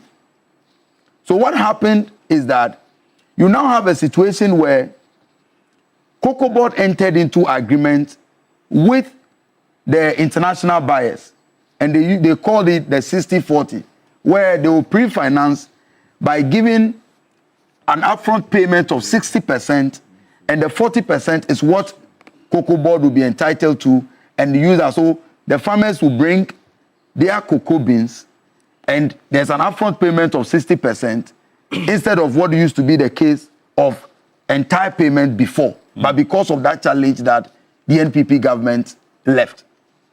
And Cocoa Board's financial position as of December 2024, before the NPP exited office, was so terrible that the institution was no more financially viable, financially strong or stable enough to enter into an agreement where they could access loans for them to. And I say this on authority that, look, Randy Abe's assumption of office as Chief Executive Officer of Cocoa Board and the kind of leadership he has provided since 2025 is the reason why there is even some stability in the sector. Because this is a gentleman that came to inherit debt of 32.9 billion. That's what they left for Cocoa Board. 32.9 billion. And of that 32.9 billion, much of it were even debts accumulated from non-cocoa related activities. For example, the Cocoa Rose project. And this, out of that 32.9 billion, about 21 billion of it came from the 2017, 2018, 2019 season. And this was the same season where, under the NPP, there was no budgetary allocation for Cocoa Roads. But behind the scenes, contracts were awarded, including the one that Wontumi got for that somewhere in the Western North. All these are under investigation. At the end of the cocoa farmers haven't been paid. I'm making a point. So I'm telling you that it's been well over a year. No, cocoa farmers were paid for the 2024-2025. Last year, cocoa farmers were paid. But I am telling you that there is a little delay now for some. And it's not all cocoa farmers. Because what is happening is that for government's projection, like I said, because we are no more we no more have access to the syndicated loan, there is a 60-40 arrangement where some monies are paid upfront. But the challenge we have today is that those who are buying the cocoa beans are faced with the difficulty of a reduction in the prices of cocoa, because government's FOB price, the farm gate price that government set of 58,000 Ghana cedis per ton of per metric ton of cocoa, per ton of cocoa. That 58,000 today, when you buy cocoa at 58,000 and you are selling in the international market, you will not be able to make any profit. Number two, because our prices, as compared to our neighbors, is now higher. Ghana's cocoa price is now the highest. So you realize that there's even a reduction in smuggling out of the country. So rather, what is happening is that people from neighboring countries, Cote d'Ivoire and others, are rather trying to bring their cocoa in. And so those who are buying upfront on this 60-40 arrangement, they haven't been paid. Roland, and I'm telling you that it's just a few cocoa farmers whose delay, and the delay is because of this challenge. If you say a few, and I have assured you that government has worked on it, and as we speak, some monies have been released to some of the banks and disbursements are ongoing. Okay. My only point is that, yes, we sympathize with the cocoa farmers, we understand the challenge, but MPP has no moral authority to even speak on this matter, because we are where we are today on this challenge because they created the problem. The moral authority? Because they created the problem. They let a debt of 32.9 billion for Cocoa Board. Again, it is because of their incompetence and their failure. Yes, it is because of their incompetence. That is why the syndicated loans are no more coming. Well over a year. So government, yes, you see, in the international arrangement, it does not take just a year. We are dealing with seasons.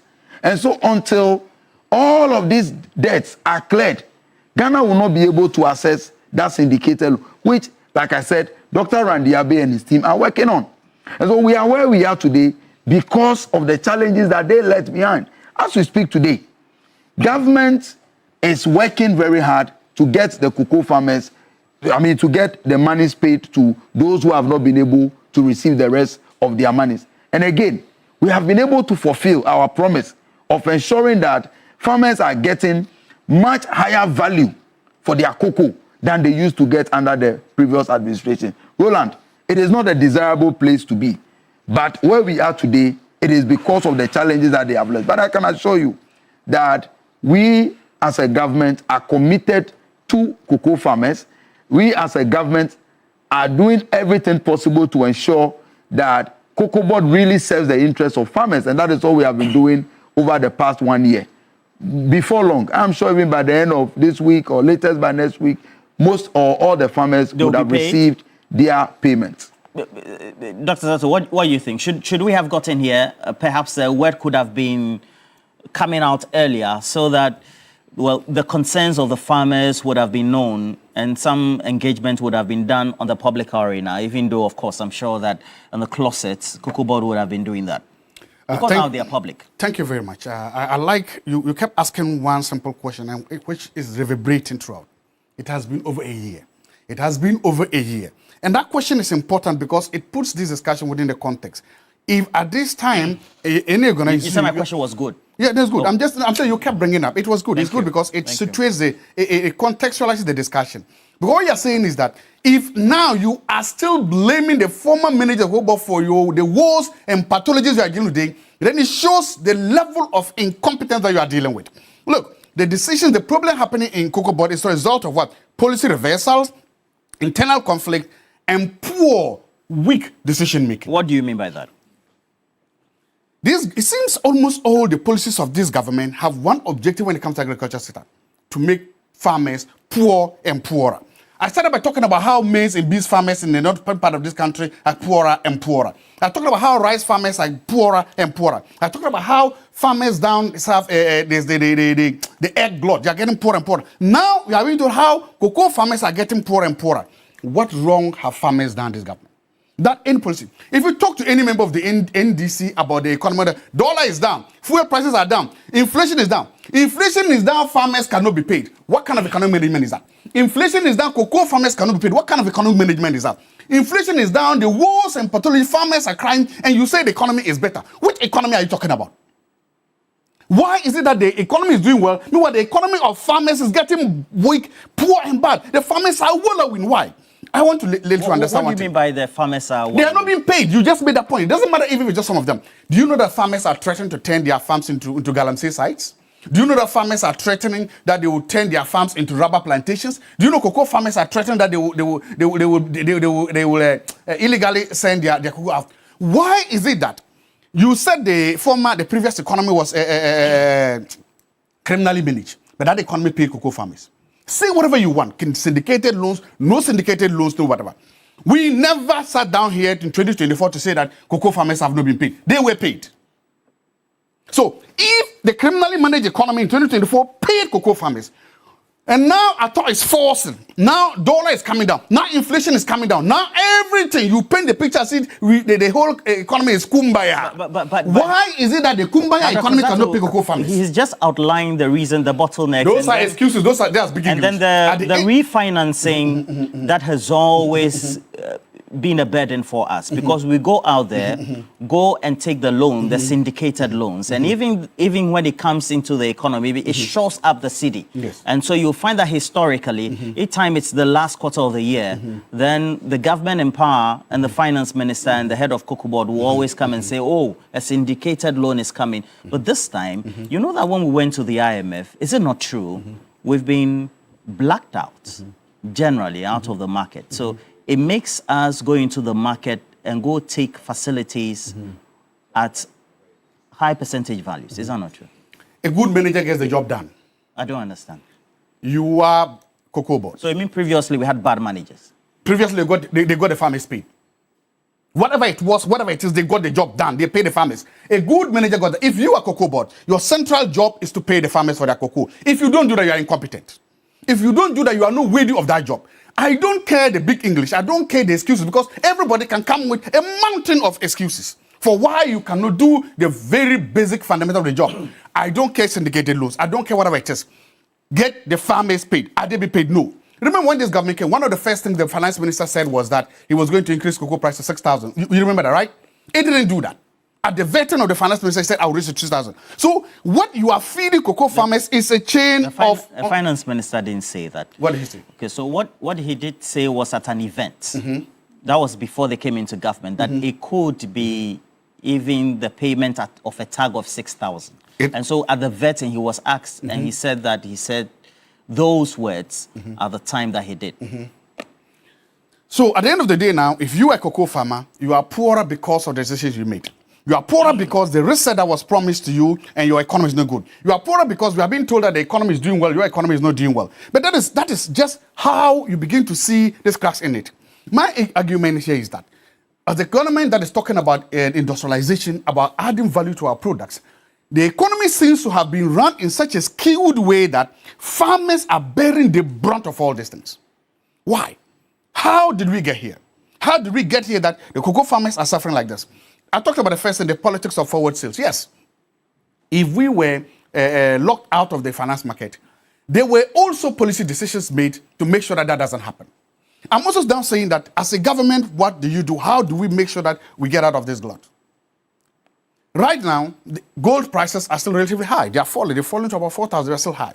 Why can't we get some of the revenue? Because the government sold the revenue. We're told that the government sold a large number of gold, about more than half of the gold reserves, because they got to do speculation. We got revenue. Why can't we use some of that to pay these cocoa farmers? At the end of the day, why can't we come up with smart, intelligent policies and processes to make sure that the average farmer, because we can always give excuses from morning to evening. But at the end of the day, the cocoa farmers are human beings. They are fathers, they are mothers, they have jobs to pay, they have bills to pay, they have food to put on the table. Not paying them and not put enough measures in place to make sure they are paid is wicked, vindictive, and should not happen. Solo, what do you say to all these observations? I don't blame Zato, and as if we are prophets, and we will always be prophets. He is right. He's saying that after 1 year, what have you done? I kept last year telling you that this business of people in this administration trying to cover up for the previous administration will come back to haunt them. I don't understand. On the 27th of February 2025, the president of the land, John Mahama, gave a State of the Nation's address. In that address, he was very clear to the nation that Cocoa Board that was managed by Dr. Boahen Edu and his people took a facility, I know we do syndicated loans, futures and forwards, based on certain projections. And that the amount of money that they took, they were expected to supply a certain quantum of cocoa beans. Now, with this figure, Cocoa Board failed to supply 333,000. I don't understand. You mean during the period of Boahen Edu? Boahen Edu and MPP, that Zato is running his mouth, and he has to run his mouth. Because some people are not doing their job. Some people are covering up for the previous administration. In this administration? Yes. And how they should be exposing them? They must be facing prosecution. What about oral? They must be facing prosecution. 333,776 tons of cocoa they could not deliver. And guess what? For those who are listening and do not know what 333,767 tons of cocoa means, it means we could not supply to our vendors cocoa bags worth 5 million plus. In default? In default. Now, guess what? When they were doing the features, at that time, they pegged the figure at $2,600 per ton. So multiply $2,600 per ton by 333,767. Can you do that for me, please? You said what again? 333,767. 333,767. 767 times $2,600. 867.7 million. $867.7 million. Almost 900. So guess what? And that is why people must face prosecution. Well, if you go and take money that you will be able to supply X amount of cocoa, you could not get the cocoa beans to supply. It means you did not pay farmers. Is that not the case? Sure. It means that money that you went and borrowed must be sitting in the account. Is that not the case? True. Why is it that that money that they went to borrow was not sitting in the account? And you were told during the same State of the Nation address that Cocoa Board was owing 32.5 billion Ghana cedis. And the one that did that is there. The management of Cocoa Board, they are still there. And nobody is coughing. You are in this country. We were told by Randy Abbey that cocoa sacks that we did not need, they have procured up to 2030. They were just buying. They were just procuring sacks. Cocoa sacks? Oh, what is it? Bags, yes. Off-taking because it was a cheap way. Procurement? Procurement. Under Nana Akufo-Addo Bawumia, the wisest leader in cabinet. That's what they did. Now, 2018, 2019, go and check what they did. With the cocoa roast, they were just dashing money. Oh, Solo, you can't make those dashing. They would just give fair contracts and then give money to their cronies to be shared. So if today they have turned the heat on, I know my people very well. I was in the MPP. When the people started pampering, I said, these people, they're only waiting for a year or two, and they will turn the heat and tell what did Zato do this was, oh, we must forget about the past. Everything, I don't care your big English. Yes, you will not care the big Randy Abbey for me, Dr. Randy Abbey. It's very important. It's very important that why is he not speaking on the matter? Why is he not speaking on the rot that he went to meet? You're making some serious Because if you are going to take money to buy a certain quantum and you say you could not get the beans to supply, that money must be sitting in the account. Because what you're saying is that there are key issues and mismanagement and misappropriation that happen. And for which people should be held accountable. They have to buy. And the new management should be spearheading. They have to be spearheading out there. If you are not, that is what is supposed to happen. But they will sit down there. You see, yesterday also, I heard the president say that they must do a forensic audit at what? A scholarship secretariat. How many times haven't I come here? So were you waiting? What were you waiting for? Exactly. Look, Mr. What was Ora supposed to do? No, but they have to get there. What was Ora supposed to do? You see, I keep telling people that one of the reasons why our politicians have gotten away with nonsense, have gotten away with impunity, have looted us, that anytime there is a change of government, all that we do is that we forget about the past administration and concentrate on the new administration. So they get away with their booty. And it has been a deliberate policy of me and together with a lot of the United Party people to expose what happened in the past, to let it be a guide to those who are in government today, that you were not sent there to steal from us or loot. And so if you have realized that my lenses have been on the former administration trying to expose to the people of this country the need for us to go for our looted funds. You cannot tell me. Look, the reason why Cocoa Board came to be, and people sometimes don't appreciate history. In the olden days, before 1947, cocoa farmers were selling their cocoa directly to Cadbury and the USC. Until 1937, when these white people decided to form a cartel and shortchange the cocoa farmers, giving them low prices. That was when the Noah's Commission said, look, let us go into the matter. Why cocoa farmers for 8 months said they would not sell their farms. In fact, some were destroying their farms. They came to that conclusion that there has to be a board or an agency that will regulate the sector. At that time, remember 1947, we were still under the British rule. So it was a way for the British government to also still continue to shortchange the people of this country. They brought you Cocoa Board, and you also continue the British system. If you think you cannot regulate the sector well, let the farmers sell their own beans into the... But that would be chaos. Cocoa is one of the main Ivory Coast is doing that. If you were doing that, remember if you go to Asante region, Ashtown, Bantima, and those areas, the buildings you see there were put up by cocoa farmers. At the time? At the time. All right. So ever since you brought Cocoa Board, how many cocoa farmers have been able to build? Well, you just hold your breath for me because you are in the studio. Dr. Randy Abe, Chief Executive, Cocoa Board, good morning to you.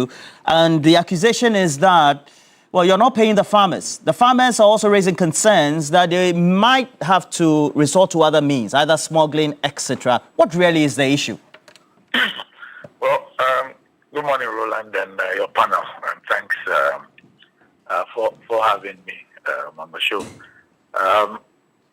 Yes, there is an issue, and the issue has to do with the fact that the buyers currently find our cocoa too expensive at this point as compared to how much it's being sold in other jurisdictions. And so whether you're talking about our neighbors or other cocoa producing countries, because as I speak to you, currently the prices have dropped to about $4,000.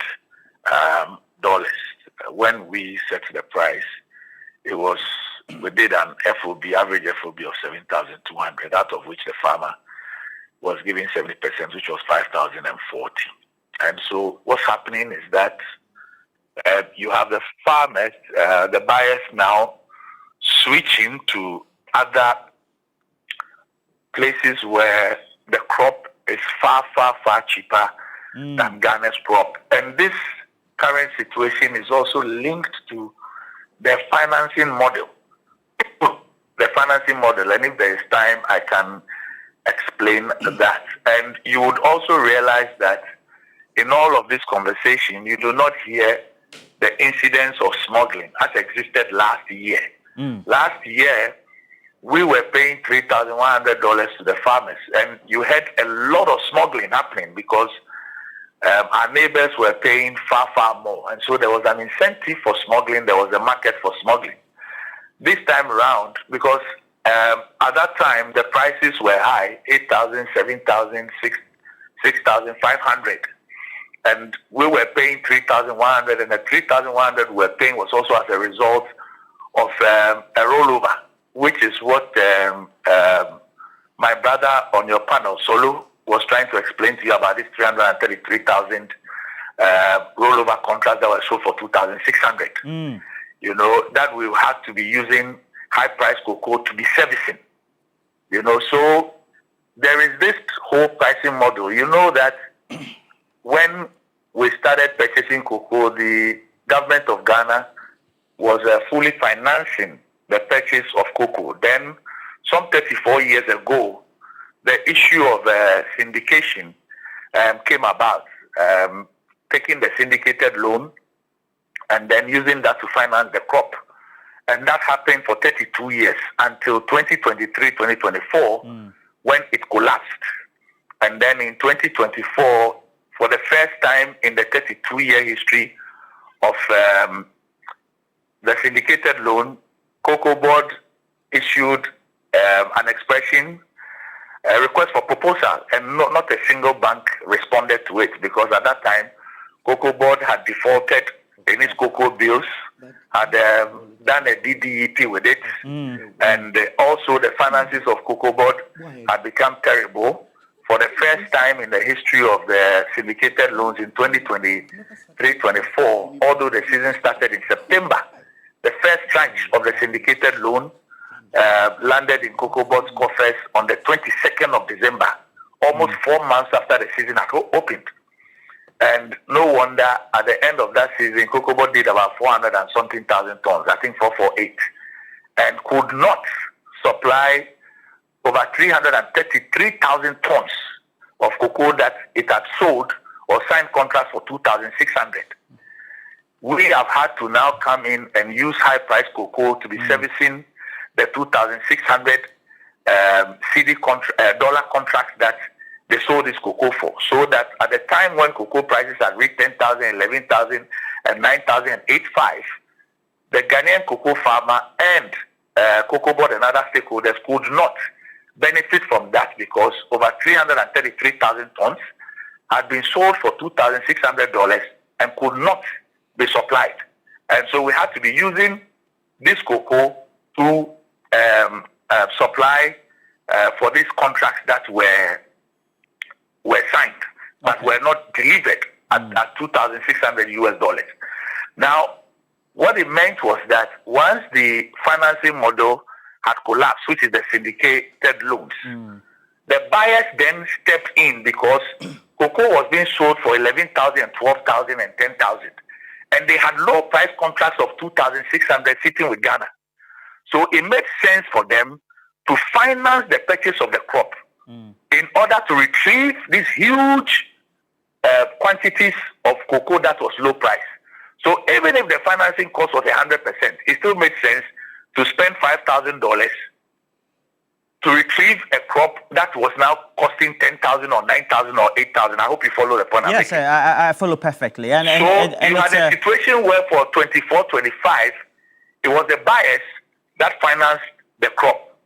And it is the same model that we moved in 25-26. And we made it clear from the beginning that, and I had an interview with your colleague, Temini, I think sometime last year. And I made it clear in that interview that we do not see this financing model going beyond 25-26. And so for 26-27, we'll have a new financing model. And that is the model that we've been working on with the minister, the Honorable Minister of Finance, Dr. Kessler, to force him. And I'm sure that in due course, everybody will get to know a very sustainable financing model which will deal with all these issues. But currently, you have the buyers financing the crop. Yeah, Dr. Abe, we get that. We get that. So, and now we know that they are pre-financing. I mean, just in plain language for ordinary viewers to also get to know. And then onwardly, you subsequently will have to somehow find them. And they are mopping up at a price that is far lower than how much you recoup to be able to pay back the farmers at that very good price that you have set for the current season. So it will mean that we need to find some solutions for these farmers. And they going to the media and bad-mouthing is not the best way. So what have you been thinking with your management and the board? What was the solution until this new refinancing model kicks in, Dr. Abe? So we are thinking through the solutions. As I speak to you, I mean, our forecast for the crop for the 2025-2026 season was 650,000 tons. That's the projection. As I speak to you, we have already graded and sealed, that is bought, about 580,000 tons. So we've done about 90% of the crop forecast already. Like I said, we are not in the era where Cocoa Board took a syndicated facility and gave seed money to the LBCs to go and buy. Now you have a situation where the buyers or the off-takers are those who finance the crop. And at the current prices, they find Ghana's crop too expensive, and therefore they have moved. Okay. But I'm saying that we have done about 580,000 already. Now, we need to take a decision because it is the buyers who are financing the crop. They are finding the crop at 4,200 and 4,300 in other jurisdictions around us. And that is why I told you that in all of this, you are not even hearing that, oh, because of this, the crop is being smuggled. Because there's even no market for smuggling. Yeah. Because everywhere else, the prices are far, far lower. Last year, you did not hear of this issue of there is cocoa people cannot buy. But there was a lot of smuggling because we were then paying 3,100 and the prices were so high. All right. So although the buyers were willing to buy, there was an incentive for smuggling and there was a lot of smuggling. Now, there is even no incentive because the prices are extremely low all around us. So the bottom line, the plain fact is that as far as the buyers are concerned, and the reality on the market is that currently our cocoa is too expensive. The buyers are moving to other markets or have moved to other markets. And we are trying to find a solution around this to mop up the 10% or 15% of the crop left with respect to our forecast. Like I said, the forecast was 650,000. As I speak to you, we've done about 580 with about 7 months or so to go for the end of the season. Yeah, and so you've even exceeded your buying or your collection or mop-up target, so to speak. But at the end of the day, the question then is, so when in sight, or what's in sight for these farmers? This grumbling. I can appreciate. By which time? I can appreciate the anxiety. I can appreciate the concerns. I can appreciate the fears.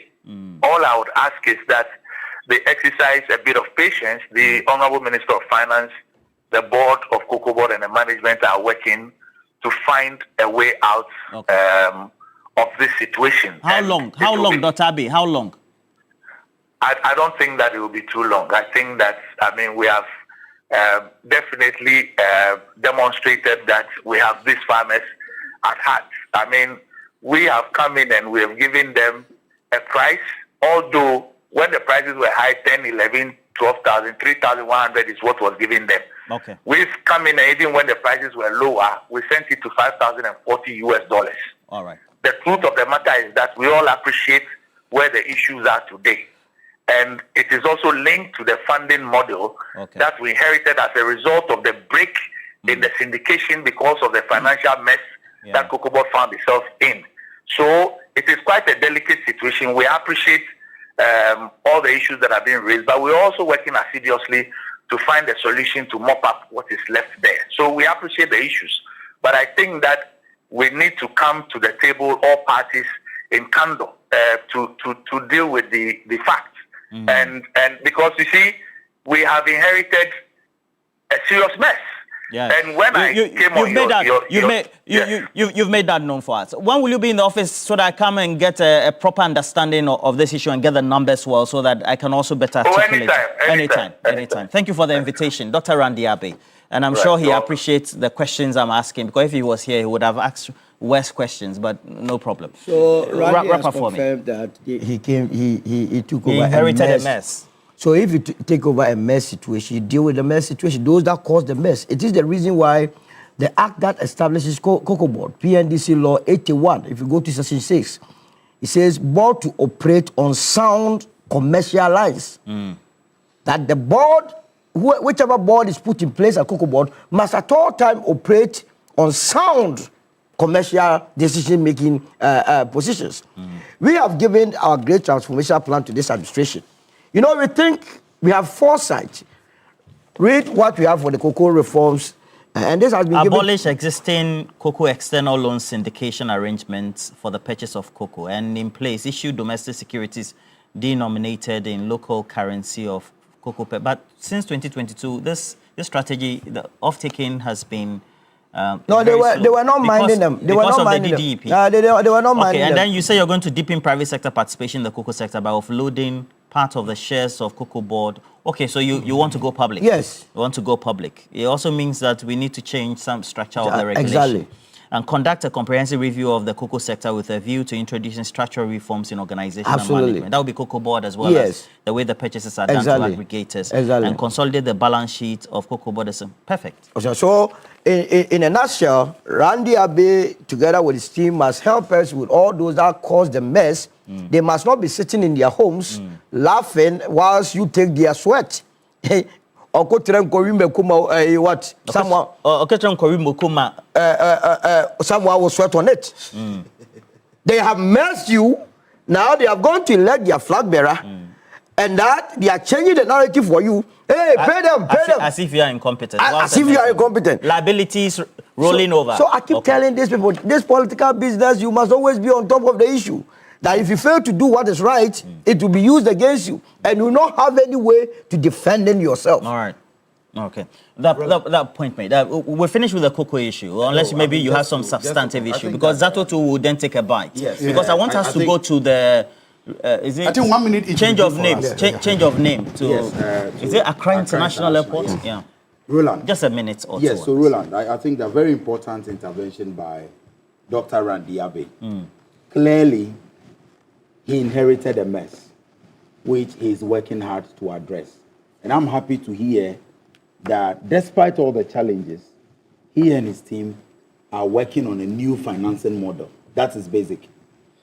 The cocoa sector, as we inherited and what we have today, everything shows that President Mahama and the NDC government cares more about cocoa farmers than it used to be. But just to rebut the point Dr. Zato made, that under the criminally managed economy, cocoa farmers were paid. Roland, I have been online surfing the internet. There are several reports, and I will show the links to you, where even in 2024, farmers complained of delay in payment in 2024. So it is a blatant falsehood that under the NPP government, there was never a time where farmers complained of delay in payment. Like I said, it is from 2023, 2024 that this whole issue of Ghana's inability to access the syndicated loan started because of how they mismanaged cocoa board. So today you cannot tell us that you were paying cocoa farmers. Yes, we have challenges. And look at the humility with which even Dr. Randy Abe accepted that there is a bit of a challenge, despite the fact that it's not all farmers. But he accepted and said he is working on it. To be truthful, humility doesn't put money in the pocket. Yes, but he inherited a mess, and he's not even shifting blame. They are working assiduously on it. So when you turn around and you are now telling us that when you were in power, you had paid, which all the records here. What you refer to also, can that include the threat of insolvency of produce buying companies? Exactly, and there was even a time that cocoa farmers presented a petition, even about the pricing. Today, Ghana's cocoa is the most expensive across. That is why there is no, and the commodities market hasn't been favorable for the market. But at the end of the day, other countries, when the international price dropped, other countries have dropped their farm gate prices. But Ghana has still maintained it because we care about the farmers. Roland, the future is bright for cocoa farmers in this country under the leadership of John Dramani Mahama. You are saying this one is just a brief... a brief challenge by that some farmers are facing still because of the failure of the NPP government. What is obvious is that... Liabilities inherited. Dr. Randy Abe seemed to confirm that by the end of the day, the argument is that the farmers have to be paid. What is obvious is that farmers, not only cocoa farmers, maize farmers, beans farmers, rice farmers, chicken farmers, are suffering and are wallowing in poverty under this government. That's clear. I've heard the CEO mention, try to blame all these things on the previous government. Meanwhile, the biggest achievement of the current CEO in this thing is to use the scarce resources of cocoa board to go and fight his own personal legal battles in court. It's to use his own personal, that has become his biggest source of court. My point is that if he was on top of his job, what you were talking about, Kobe, if he was on top of his job, he will find ways and means to make sure that cocoa farmers are paid. I don't care about the big English. I don't care about the legendary excuses. I don't care about the revisionist history. What is obvious is farmers have not been paid, and farmers are poor, and farmers are hungry, and farmers need their money now, not a bunch of excuses. Okay. So I think that subject matter of a legal representation by the legal department of Cocoa Board was not part of that ruling in the dismissal of the case. What did he say was that whoever was representing the CEO should, by way of the legal representation, should have been a private. Yeah, so that means that the lawyers that went to represent him were cocoa board workers. No, were they no cocoa board workers? So were they no cocoa board workers? My point is, were they no cocoa board workers? All right, was the cocoa board not in them? And was it not a personal issue of the CEO? To discuss Accra name change, yes. But Eden, you don't have. I think you have said your due. So why are you changing the name to? Is it Accra International Airport? Yes, Accra International Airport. Roland, airports are gateways. If any tourist or anyone traveling into Ghana, the first point of call is our international airport. There are many people who will come and the first question they will ask is, why is it called Kotoka? Why is it called Solomon Owusu Airport? Randy Abbey says that he paid all the filing fees when it come to his legal issue. Yeah, I so think that is important. It's just. I think he was only doing cheap politics with it. How does he's got from the MPP legal fees so by naming airports, by naming airports after individuals, it is a way of honoring people and also cementing certain legacies. It has always been a concern for many people that our international airport is named after a man who committed or who led a coup. And for us as a country, these are memories that as much as possible we would want to forget. And so it is only good that the government has decided that we rename the airport such that if anyone asks you, why is your international airport named Kotoka, you will not refer to him as the one who led a coup to, oust the founding president of this country and all of that. And so I think that this argument has lingered on for several decades. And for the first time, we have a government that is bold enough to take up the initiative. When it is presented to us in Parliament, I will warmly embrace it. There are also many who are of the view that instead of just mentioning Accra, if it is possible to look for some very illustrious sons of the Ga land, the Ga Dangbe land, and even name it after them. That is also proposals. But I support the name change, that it is important for us to honor the dignity of this country by ensuring that whoever we are naming our international airport after signifies national unity, signifies a legacy that we would want to be respected and remembered. And so I support the boldness of this government in taking the initiative to rename the airport. Further, I would also want to again plead and further call for many more national emoluments, to be national monuments to be named after other people. I don't understand. I thought during the previous MPP administration, you said that what they were doing. What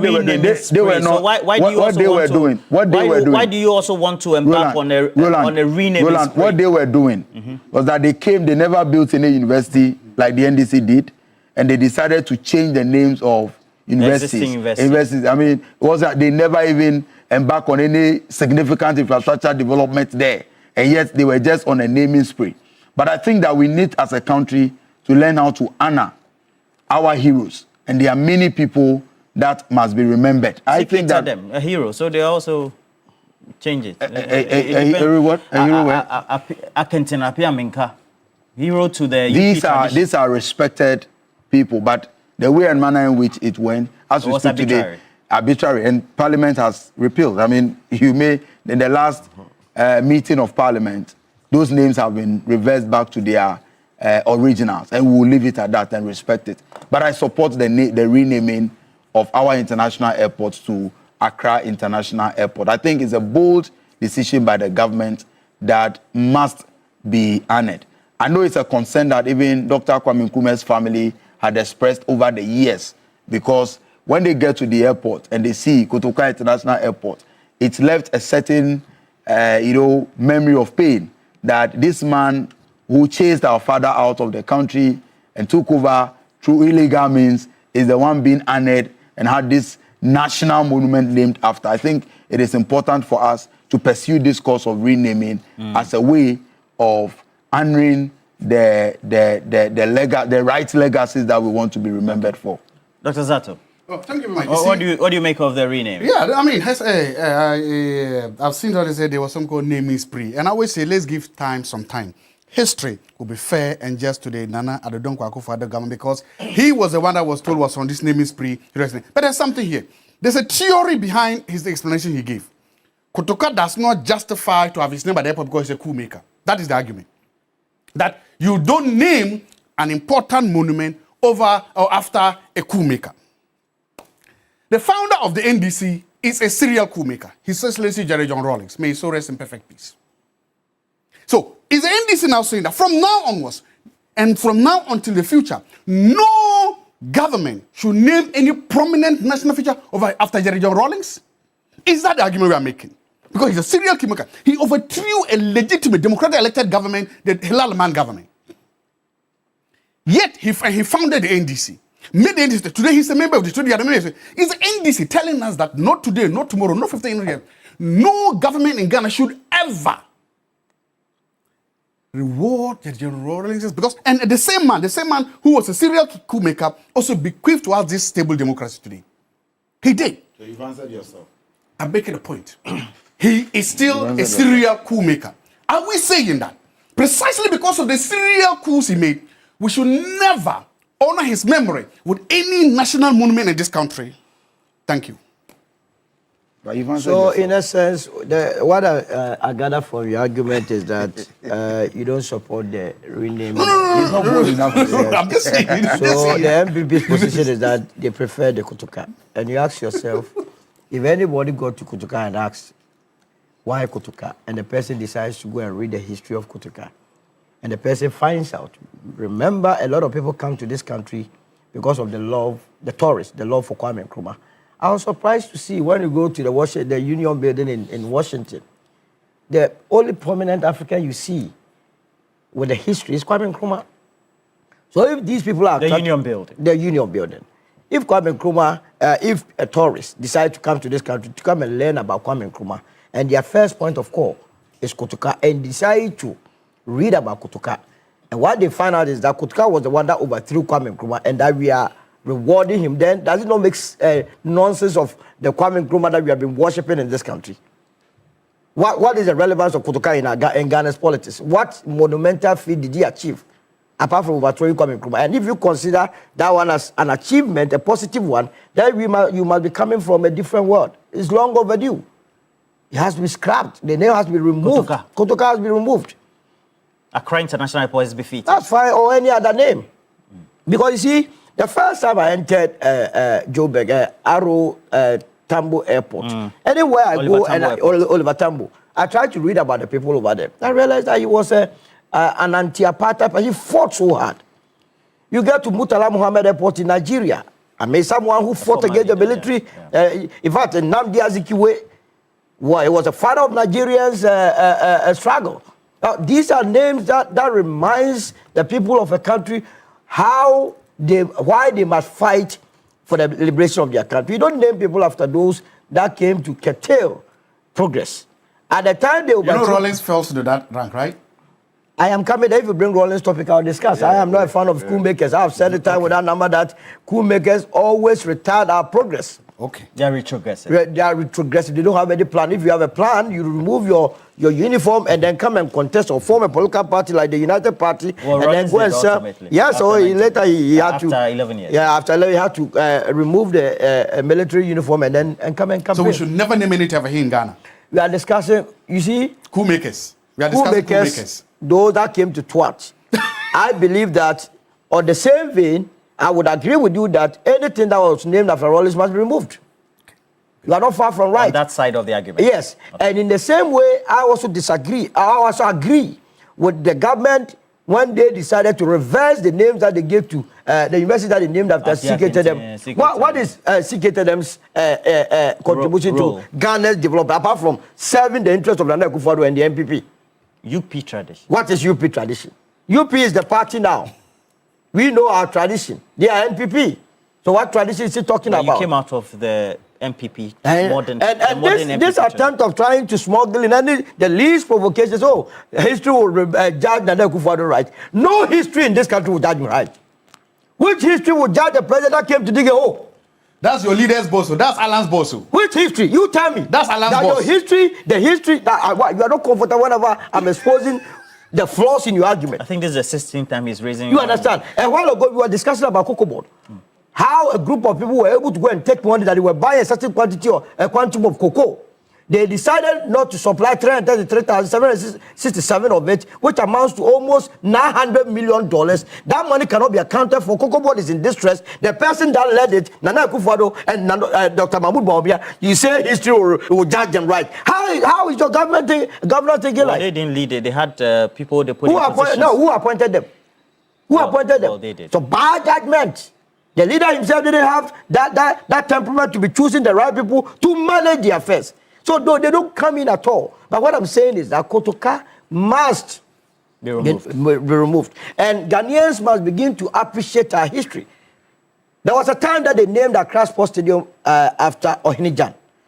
I was saddened in my heart. Why? When a group of people said Ohinijan had an Akan name, for which reason the name must be reversed. I couldn't believe it. I said people do not appreciate their history. If you know the history of Ohinijan and his contribution to Ghana sports, Ghana football, they wouldn't have done that. So it's a lesson. Once we do that, if you appreciate our history, we will begin to acknowledge why certain places must be named after certain individuals who themselves have helped this country and not the other way around.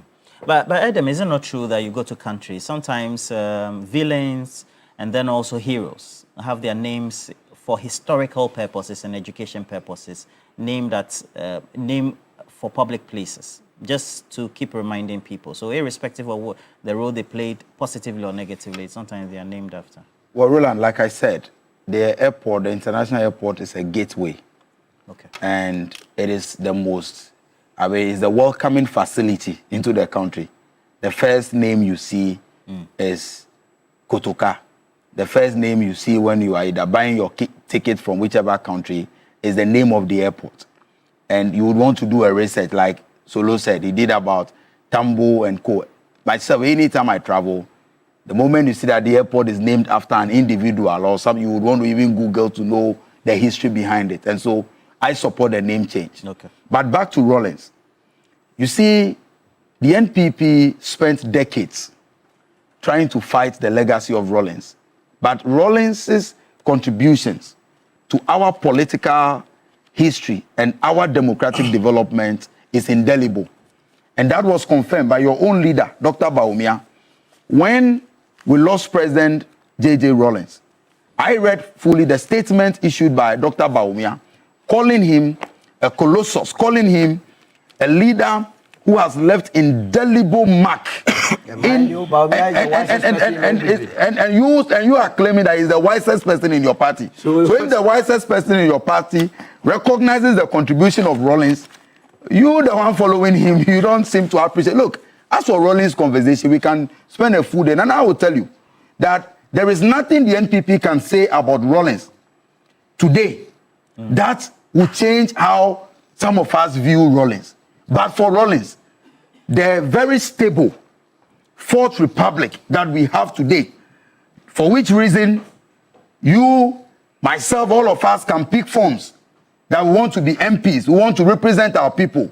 It is because of... What's your point? That the two names and personalities no, are he not the same. Rawlings tried... and Kotoka Yeah, they are not the same. Within they are not the annals of... They are not the same. He also argues that he's a coup maker nonetheless. So the difference is that the two leaders assumed political power initially through a coup d'etat. One of them took the power, unlike his colleagues across the Sub-Saharan Africa region, decided to transform this country and then transition from military rule to civilian rule, subjected himself to fair and democratic elections. And when his tenure was over, decided not to run again. I tell you, in the year 2000, if Rawlings had decided to change the constitution, like his colleagues had done in other countries, to stay on in power, he would have succeeded because of the love that we have for President Rawlings. Look, it is not today that Dr. Zato will try and paint a certain black or dark picture of President Rawlings. President Rawlings, if we decide to name even all the airports in this country after President Rawlings, he deserves even more than that. But you see, because of the role he played in our because of the role, I tell you that in our modern democracy, in fact, President Rawlings is the midwife of our fourth republic. Midwife? Midwife. He nested, he nurtured it. He is the reason why we have democratic elections today. He is the reason why we have the system that we have today. And there is nothing the NPP can do to erase that history. Do you know what would have happened if you did not overthrow the man? I have seen. If President Rawlings, please wrap up for me. If President Rawlings was full of himself and self-conceited, like the way President Akufo-Addo was, he would have named all of this, very public monuments after himself. Even university that he used his own personal grant money to build, he refused that university being named after him. That tells you the kind of person he is. You, after coming to destroy this country, President Akufo-Addo was building statue for himself around, naming our national statue. Oh, he's built a statue for himself somewhere. The people went to destroy it, and he even went naming our universities after people from his political lineage. So let me tell you, in the history of Ghana's politics, the place of President Rawlings, none of your leaders ever comes anywhere close to President Rawlings. And so don't make that mistake of ever trying to talk down on Rawlings and all of that. I tell you, if President Mahama decides today to name the international airport, and if at all the other airports in Ghana after President Rawlings, he deserves even more than that. But when he was alive, such a humble, modest leader, selfless, and decided that, look, don't even name these things after me. Even university, he used his own public money, his own personal money to build, grant money that he got, which is the University of Development Studies, UDS. When they tried naming it after him, he refused. So President Rawlings' place in our history can never be debated, and Dr. Zato should not attempt, Roland, what I'm saying is that the coup maker is a coup maker. One is actually a serial coup maker. My argument is simple this. If you say Kotoka is a coup maker, so don't name the airport for him. Jerry Rawlings too is a serial coup maker. So I'm saying that you are simply saying that we should not name it. Good. Jerry Rawlings... Is that the main thrust of the argument? That's very good. The second way is to sit here now say that Jerry Rawlings is the first. Jerry Rawlings overthrew a democratically elected government. We must not forget that. Oh, please. Hilal Laman was a democratically elected government when he overthrew him. He wasn't a dictator. Now, I want you to understand that. There was a man that the good people of Ghana willingly elected to be government. President, you now come and overthrew him. And now you are saying that after overthrowing him and ruling as a dictator for 11 years, now we should thank you for our democracy. What kind of hypocrisy is that? Do you think? The point is that, yes. Do you think that in the position and the premise on which you espouse this narrative, if let's say the argument today was the fact that they wanted to rename the Kotoka International Airport, the J.J. Rawlings International Airport, what would have been your point of the argument? My point is that there's a central argument. I agree. The reason why... No, so my question is this way again. I'm saying if the narrative was that rather they are removing Kotoka and they want to name J.J. Rawlings for Kotoka International Airport because of the transition to democratic rule from military, do you think that would have been acceptable to you or others as well who seem to also oppose this as well? If they remove it and they want to name after Professor Mills, I'll say hallelujah, because then you've seen the collector. If your argument, because then you would have been rewarding, you have been punishing a coup maker for another coup. My question is in respect of Jerry John Rawlings. I'm saying that, then you wouldn't have, what would have been the change for? It would have just been, why would you punish a coup maker and then reward another coup maker? If the central argument, remember, there's a central argument to why they're changing the name. You are changing the name because he was a coup maker. I agree. So if you are changing the name because of a coup maker, why? So that means that you are saying that all coup makers are wrong. Don't put Rawlings and Kotoka. Had it not been because of Jerry John Rawlings, we would not be talking about the fourth problem. We would not talk about it because the man would have done his term. So to now sit here and now say that, why did he overthrow a democratically elected government? We are telling that they are not on the same plane. So to go and say you overthrow a democratic election, and now you're saying the point is that are you for the name change? The argument my point is that it's essential to know. Are you for the name change? Yes or no? He says that we just want to know. Our viewers want to know. No, he says that my paramount chief is sending me a text. He wants to know. He wants to know. albeit was also a coup maker as well. No, he So wants to know. He irrespective wants to know your views. That don't bring Rollins in. My paramount chief is watching you. He wants to know your position. Are you for the name the name change? Roland, if we are punishing straight to the coup makers, we should make sure that no. Are you for the coup name maker change? in Yes or Ghana no? is ever giving or named after a very prominent place in Ghana. We should come and say that the coup greater makers should people are have watching absolutely no place to be named on So any you prominent show in never- Ghana. The Ghans are watching. The rarely Ghanaians are watching. They want to know your yes, views. Yes or no? You see, you asked me Are the you- question are you- that he finally asked me. So you are not transitioning to me. All right. That's what I'm Why asking. is the yes or no All right, thank you, difficult to say? gentlemen. Let me try and see. Yes, idea. Let me try and see whether I can put the icing on the cake. Gentlemen, let me see whether I can put the icing on the cake for about 3 minutes. Kweku Dankwa is a historian, the Institute of African Studies. That's where he's schooled and also associates with. He also helps us undertake a lot of these historical discussions very often. And particularly when Ghana Month right here on TV3 will be again launched on TV3 Newday as well as other relevant programming. I think it's also incisive that we're even discussing. Kweku Dankwa, good morning to you. Good morning. Yeah. So historically, we're just having an argument about Rollins and then Kotoka, or if there was a name to Rollins being the change, it would have perhaps elicited less arguments than today, etc. But the name change historically, what does it mean? I mean, Kotoka having his name on our international airport. Okay.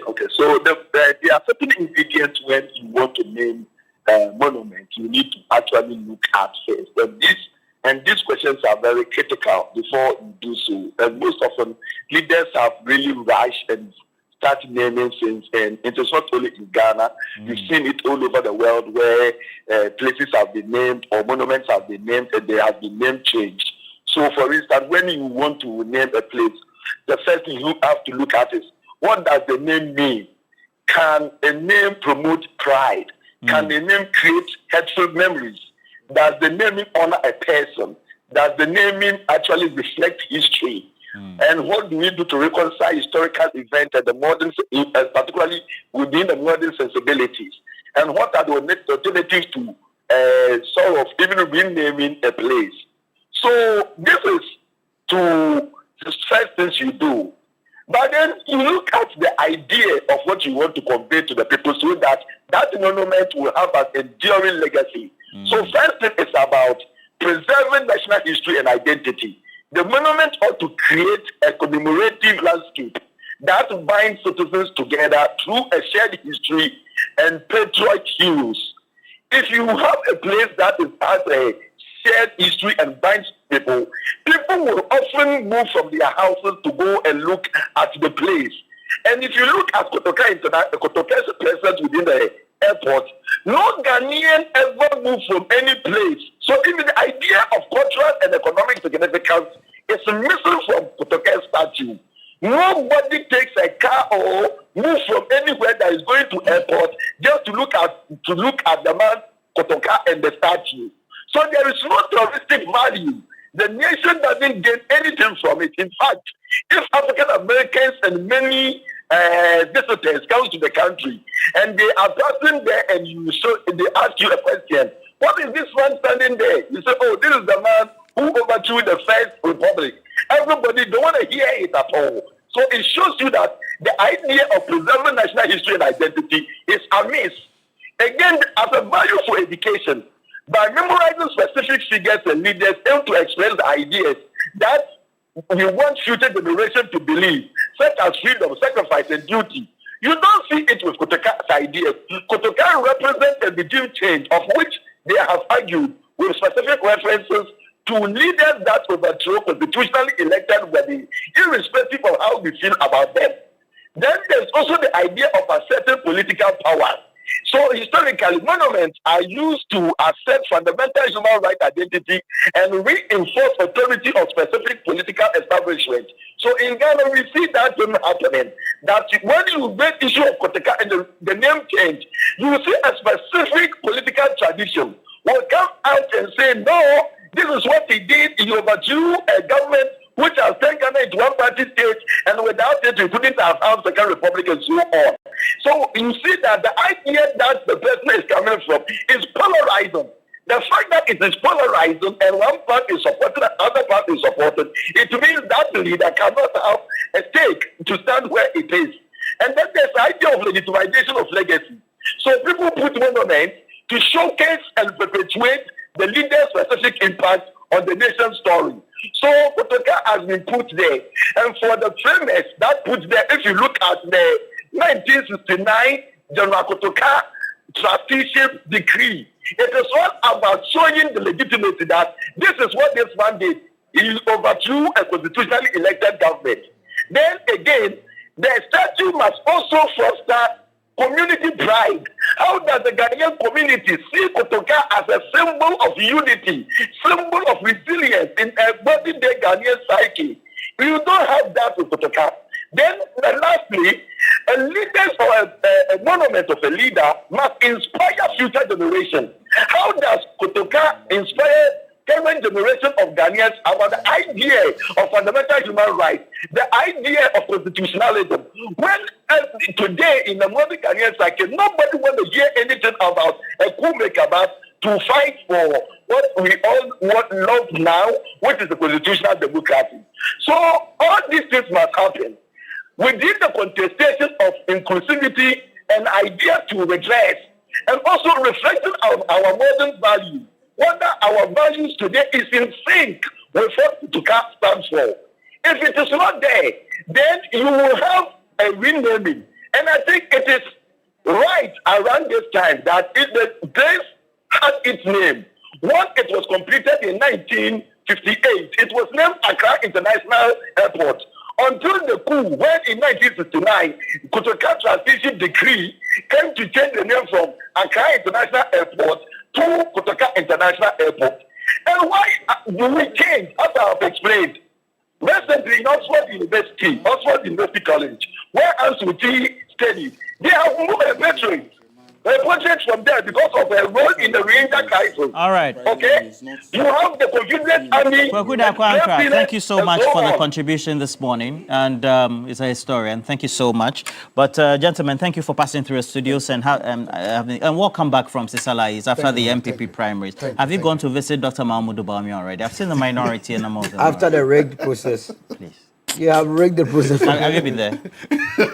My regards to Dr. Mahmoud. You have to take me to him one of these. 56.4%. And Adam as well. In an internal election. He will get 15%. That's the lowest. 56.4%. I mean, to have that's low approval rate within I like the way Bawumia is living rent-free in the house and minds. In their minds. In the house and minds. He's living rent-free. He's sending shivers down their spine. Shivers down their spine. He's rent-free. Rent-free. I want Africa policy to interrogate the figures. When your figures come, when I say Ketia wins your primary, we will interrogate the figures. Former leader of the party. Don't forget, this is not a new leader. 56.4%. When your figures come, when your figures come, we will interrogate them. We will interrogate your figures on Saturday. We've been discussing. 56.4%. It shows the low confidence. It shows the low confidence. Your party, you're not even going to have a contest. Let me say, contest will be key.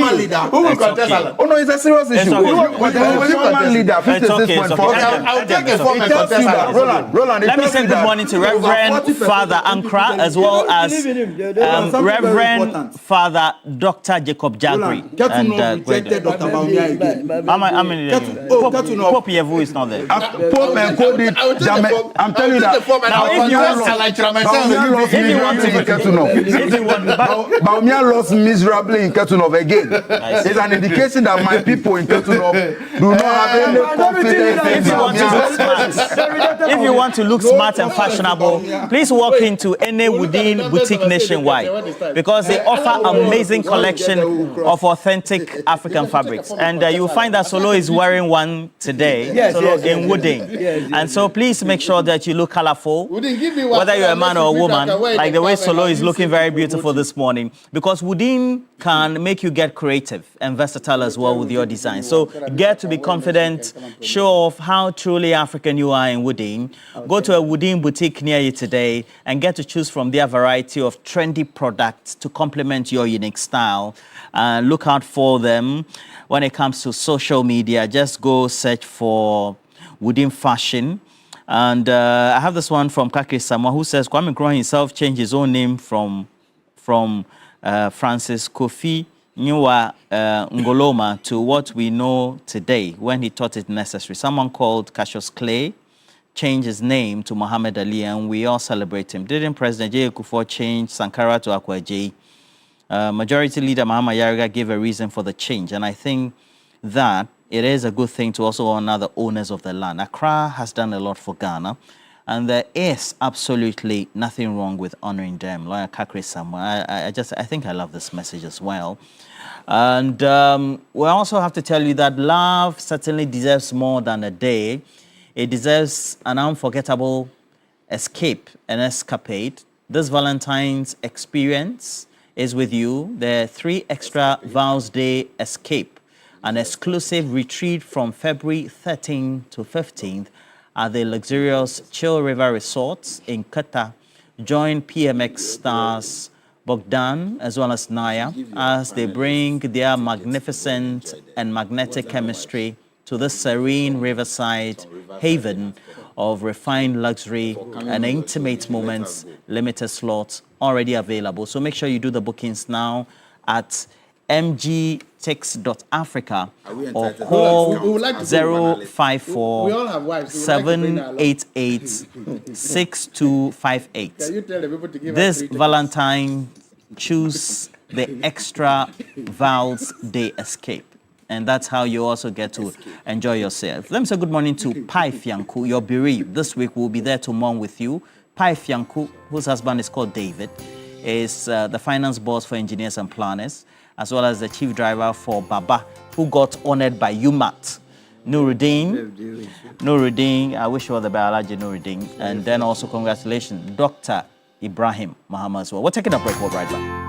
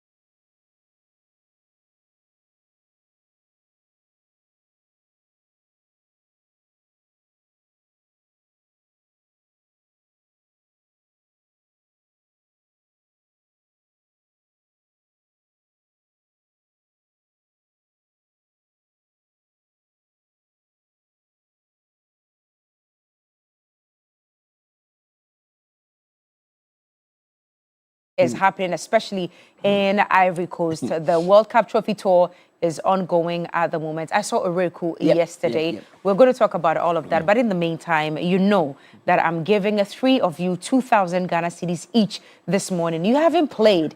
Why are you not playing? Probably you did not hear the announcement on time that 3 of you are walking away with 2,000 Ghana cedis this morning. Not just 1,000 cedis, but 2,000 Ghana cedis.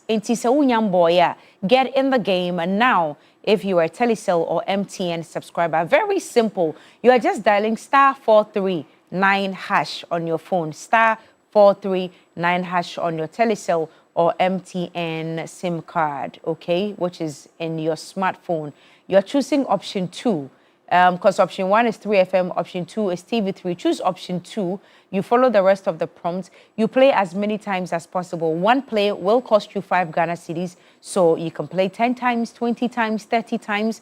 If you have not heard the information, then I'm reiterating it now, that please get in the game and play as many times as possible. It doesn't matter if you already played or you are about to play. Whichever way, you still can win. The only thing is for you to play as many times as possible to increase your chances of winning. So do that now and let's get it moving. Time now for sports. Let's get into it.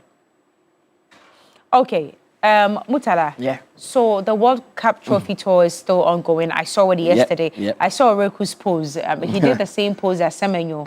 Yes, it was really beautiful. Yeah, but what are the updates? Breathing closer to the trophy. Yeah. So Oreku is in Abidjan to witness the World Cup Trophy Tour. Last 4 years, it was in Ghana. This time, FIFA has decided it goes to another West African neighbor, that is Cote d'Ivoire. So unfortunately, it won't be in Ghana, but we've had some Ghanaian influencers being flown there to witness the occasion. And Oreku, the head of sports for 3 Sports, my own boss, is there, and he comes through with his reports.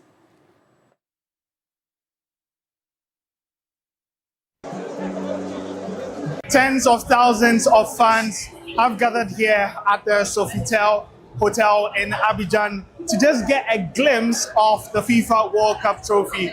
And remember that this is part of the usual activation that goes on between Coca-Cola and FIFA World Cup. As a long-term partner, Coca-Cola have exclusive rights to take the trophy around separate countries to get a feel of it. And this has been going on for 20 years. This is the 6th time. And on this edition, Ivory Coast are the only West African country who are going to get access to the trophy. And so many, not just Ivorians, but a lot of people from West African countries have made their way here to Abidjan to just get a feel. Now, this will happen. You just have to buy a bottle of Coca-Cola, and then you get access into the dome, where you get about 3 seconds with your phone, and you get a picture with that 18-karat gold trophy that every country would want to lay their hands on later in this year in the World Cup in US, Canada, and then Mexico. A lot of dignitaries are around, including FIFA legend Marcel Desailly, who also says that he believes an African country can get to the final of the World Cup this year. It's not just about the trophy. Much later tonight, there will be a party here with a concert outside. There are many people still trooping in to get a picture. Once you're done with the picture, you can go out there and have a good concert and enjoy yourself. And so I'm sure we'll probably be here till midnight just to make sure that everyone gets a taste of history. Away Kwampafo from Sofitel, Abidjan, for 3 Sports. All right, Oreku, thank you for that one. And still in the world of football, regarding the just ended AFCONs in Morocco. It looks like the AFCON never goes away. No, Enyanko, baby. Yeah, because, I mean, the aftermath of the AFCON, it's been too much to even process in the first place. Morocco were fighting together with Senegal, you know, that one. They were supposed to pay What has happened to the GoFundMe that they started for the coach? Well, the Senegalese the Senegalese says that they are still on the GoFundMe, and they would ensure that they pay that money. They will collect that money and pay for him. Right. But even Senegal are paying around $615,000. They say they are not going to appeal. They accept the fine and they will pay. Now Morocco says they are rich. They are $10 million richer. So they can pay. Morocco says that we are not going to pay. And yesterday the Moroccan Football Federation issued a statement that they would appeal the fine that has been imposed on them by CAF. They are supposed to pay around 315,000. After stealing all the towels. It's not as if they don't have the money. Morocco of course, they do have the money. They are rich, they can pay, but they feel that it's an injustice on them and says that they would appeal. Of course, and that towel thing, they've condemned it sadly that it's not something that they should encourage. Right. But the thing here is that you need to pay that 315,000. But they say that they are going to appeal and they've started the processes already. Right. They are not going to appeal the ban of the two players, but it's the fine that they want to appeal, that $315,000. They think that it's not right. It's not right. It's not right. Why? It's not right. It's not right. It's okay. If they don't want to pay, they should go and appeal for us to see na Senegalese fund or more okay no more. You know, they also wanted CAF to actually strip Senegal of the trophy. They think that Senegal are not worthy winners. No. CAF says that Senegal are worthy winners. They are legitimate winners. Yes. Now the walk-off did not end the game abruptly because they came back to take the penalty and the game still went on. So CAF believes that Senegal are worthy winners, but Morocco says that they would still appeal that because they don't think that the chaos that surrounded the final actually helped them. They believe it disrupted them and is the reason why they lost the cap. Okay, we wish them the very best with the appeal. Yeah. We'll see how it goes. Let's close with the Carabao semi-final, Cup semi, sorry. Yes, yesterday Arsenal were in action against Chelsea. Okay. Arsenal have not won the Carabao for a long time. People have not really paid attention, but since 1987, that was a long time before I was born. That was the last time Arsenal actually won the Carabao Cup. But they were in the final somewhere in 2017-18. They didn't win. Yesterday, they went into this game with a 3-2 win from the first leg. And it was Kai Havertz, a former Chelsea player who was condemned by Chelsea, that scored the winning goal for Arsenal. And his celebration, showed everything. Chelsea fans are peeved that he once held our badge. So he left Chelsea to Arsenal and he was the one who scored the winning goal. And to celebrate, what's that supposed to mean? He's pointing to the badge that, yes, Arsenal is the best. And Chelsea fans are peeved because they feel that you did the same thing. You just came from Chelsea. Playing for us. And you once said that Chelsea is the best club in the world. So why now? So those were his circumstances then. The problem is that yesterday's price is not today's price. The loyalty of footballers shifts when the bar comes in. It's everybody's. Exactly. It's a worldly thing that we must accept. It's a natural phenomenon, okay? Like your loyalty lies where you are fair.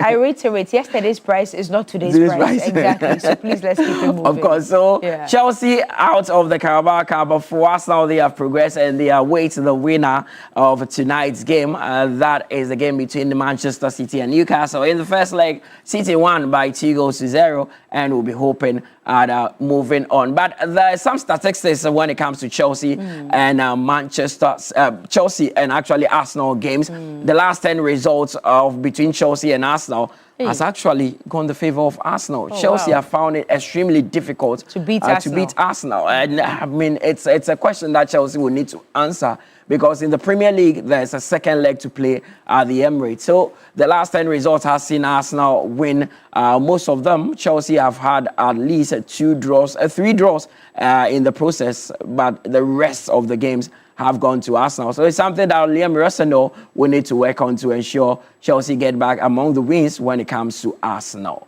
All righty. That's it in the world of sports. Thank you, Mutala Yakubu, for all the info. Now, please, Coco, before we even give them the reminder, you are not playing, Don't you want 2,000 Ghana cedis this morning? I know you do. So if you do own a Telecel number or an MTN number, Coco, put the prompt back on the screen. Let's go through it. Very simple. *439#. Yes, I see you playing now. Okay, I'm about to dish out the money. They've started playing. I think the information didn't go out on time. So now that the information is out there, I see a lot of you juggling on the dashboard. *439# is the code.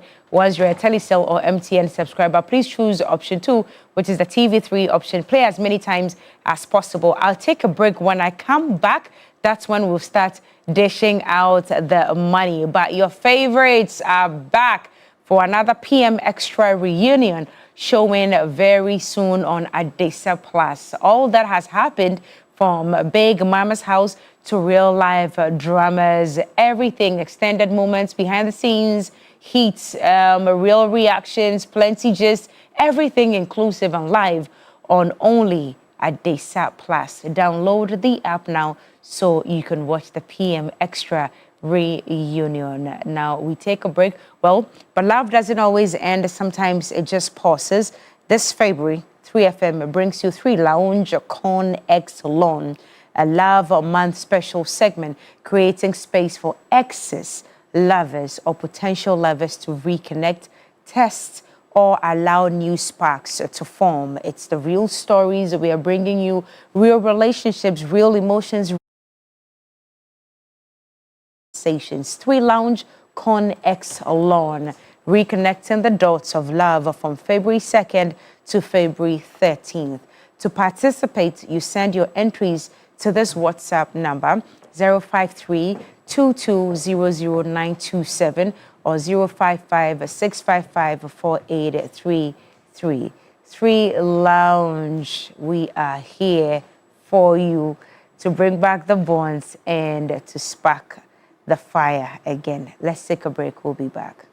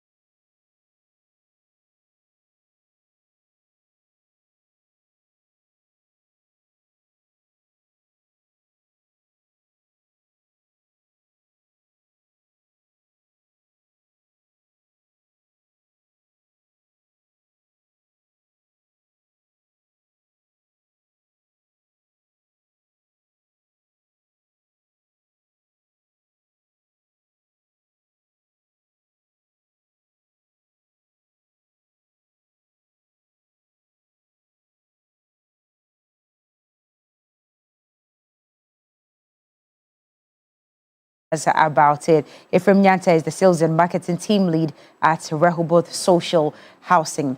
Now, for those of you who've been asking this age-old question of, do you offer mortgage services? Am I able to spread the payments across a number of years? The answer is yes today, and Ephraim is here to tell us all about it. Finally, what happened?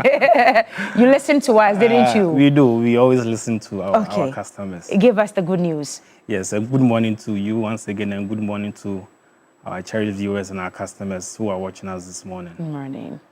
Cookie, you know, housing is a very essential of course. need. Yes, everybody needs a roof or a shelter. And Rehoboth Social Housing, over the years, that's what we've always been doing, providing houses, affordable houses within gated communities for the good people of Ghana.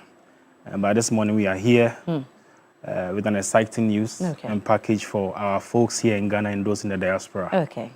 Yes, so we've actually introduced our new payment plan, which is a 5 years payment plan. For all our houses.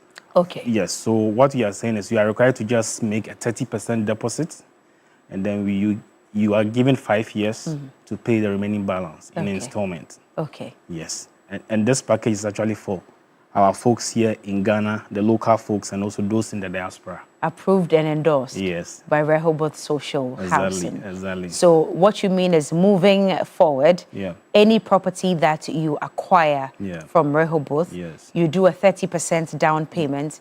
You're giving 5 years to spread the rest, and then you pay every month for 5 years. Exactly. Okay. So tell us, which of the properties are available now? Yes, so we still have our 2-bedroom semi-detached available. We have our 3-bedroom detached house. We also have our 4 bedrooms available.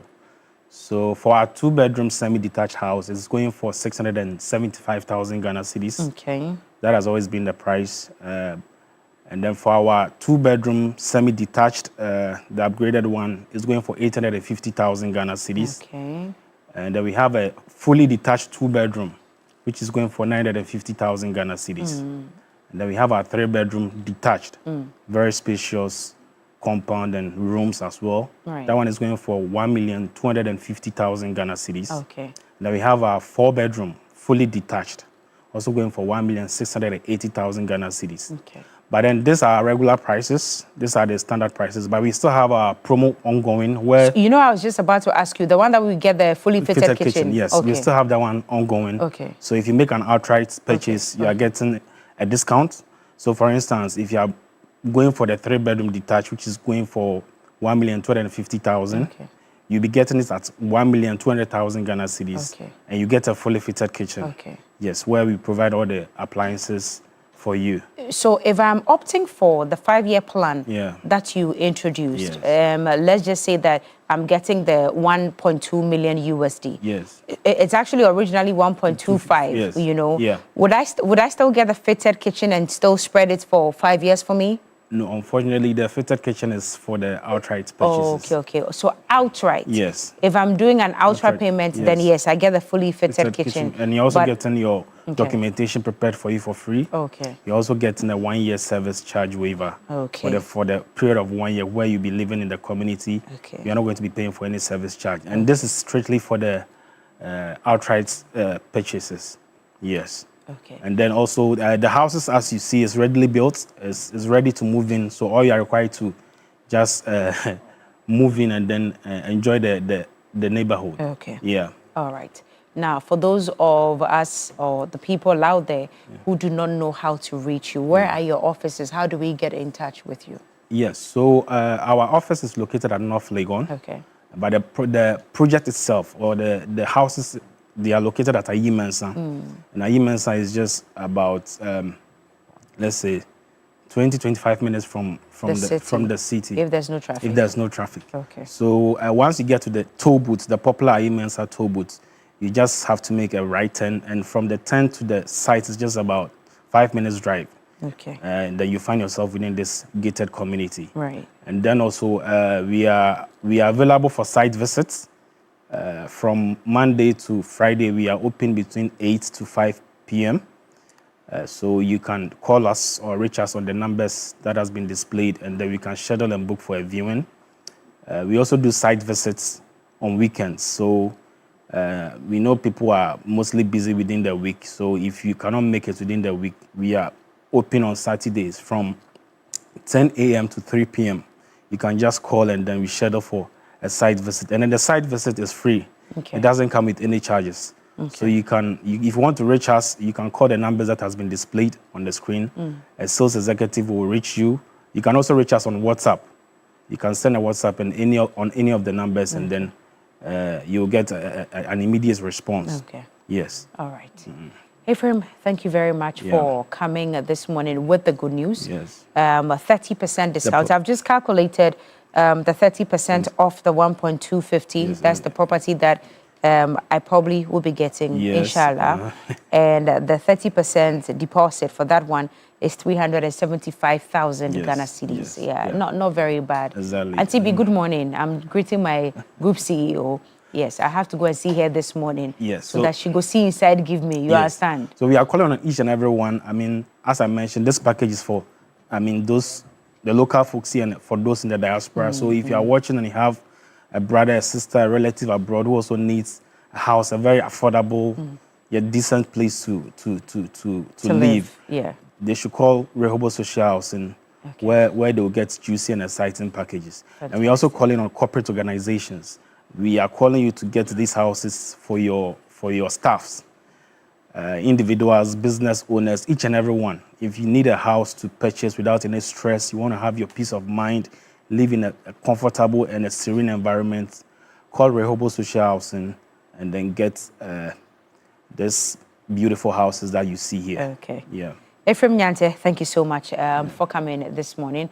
I'm sure you're going to be receiving a lot of calls. This is a juicy deal. That's why. Yeah. That's why we are in Thank business. you for taking the burden off our shoulders. Thank you. Anyway, moving on to other matters. You know, we are on a campaign to bringing you the exact situation with our markets currently across the country. And Roland will be doing that for us this morning. But before we go, I did promise that 3 of you will be walking away with 2,000 Ghana cedis each this morning just by dialing *439# if you're a Telecel or MTN subscriber. Coco, let's see what's happening on the dashboard. My people have responded to me and I need to give back the love. Let's see what's happening on the dashboard and start dishing out the money. Let's see our first winner. So that's 0552.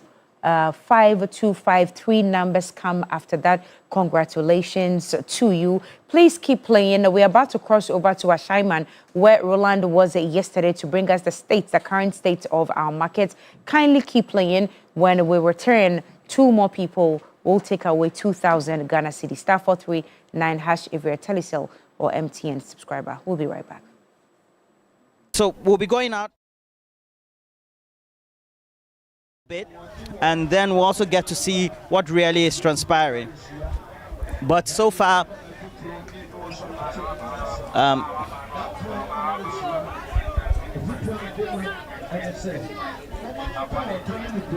all right. So essentially, we're supposed to come in and then gauge what the situation is. They have a one-way traffic movement, so to speak, just like many other areas. Can you please call MC for me so that we have a conversation on how he intends moving the traffic situation, because we have the guards who tend to come in. So this is moving from the Ashaiman traffic lights area.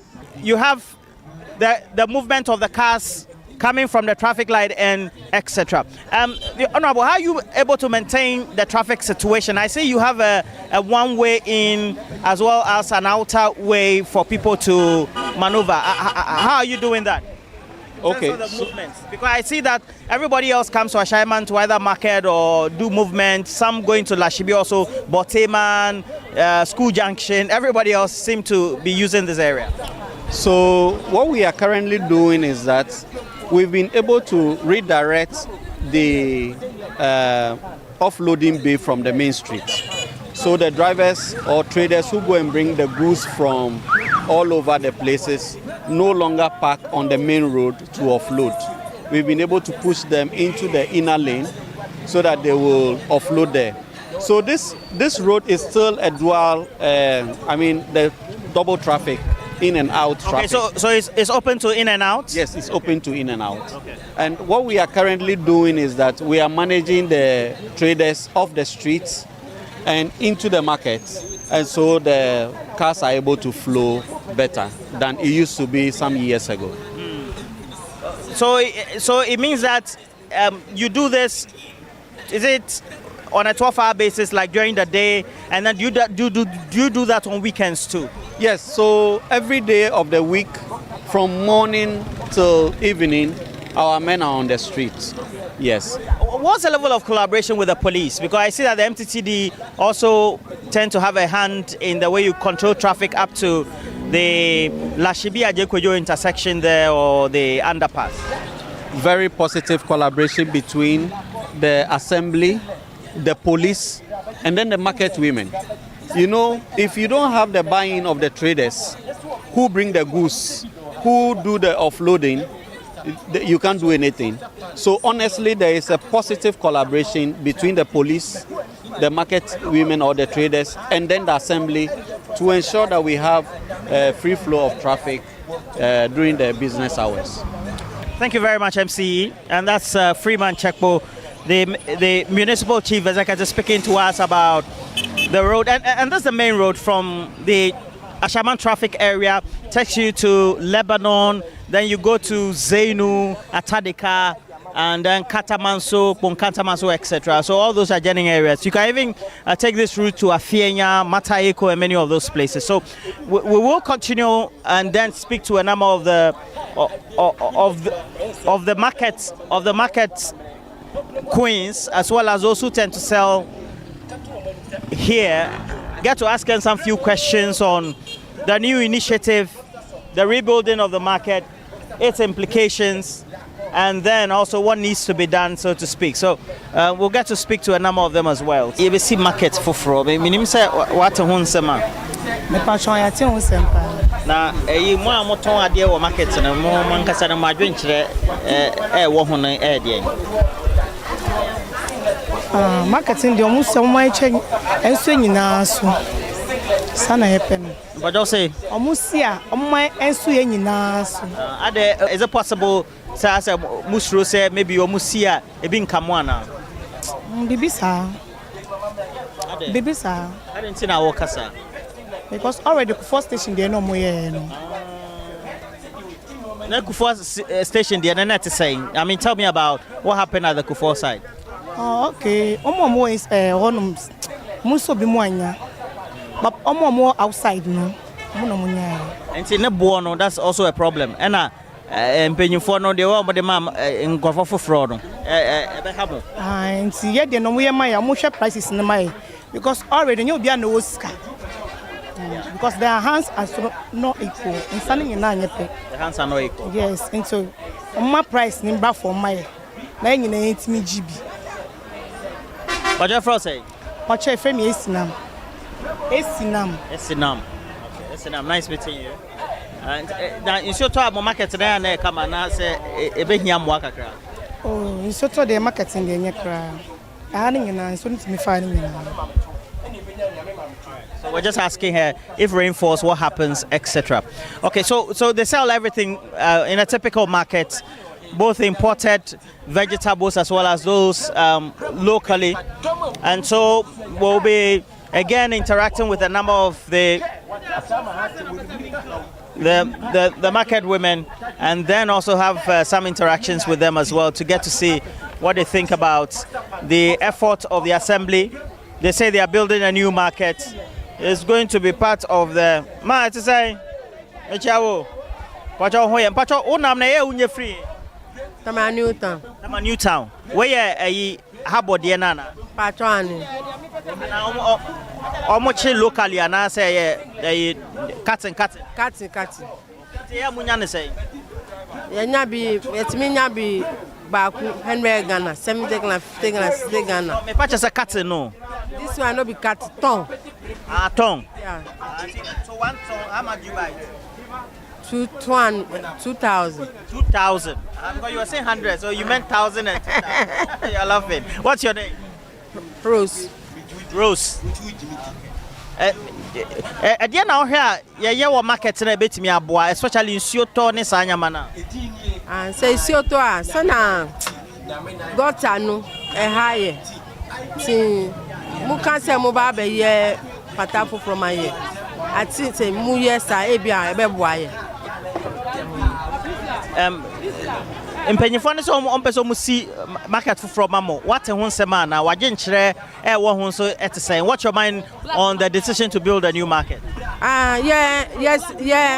Ni market ni ye wa hati yesu ye pese so mo abeye market no omo ye ha bebi kakra ma ye wa hati se na be yesu ye be nya bebi atena. Otherwise omo chiche source na munye bi. Ye nya bi because ye di ni o. Because you're not part of the main market. You want that to happen? Yes. Thank you, Auntie Rose. Auntie Rose, why today I force you to speak English? It be normal. What's the info? Our new town. Oh, your new town over. Hey, go ahead. Yes. What I mean, you be? Yeah, you are over touch about them. I tell me Constance. Constance Mini. Mamunyo.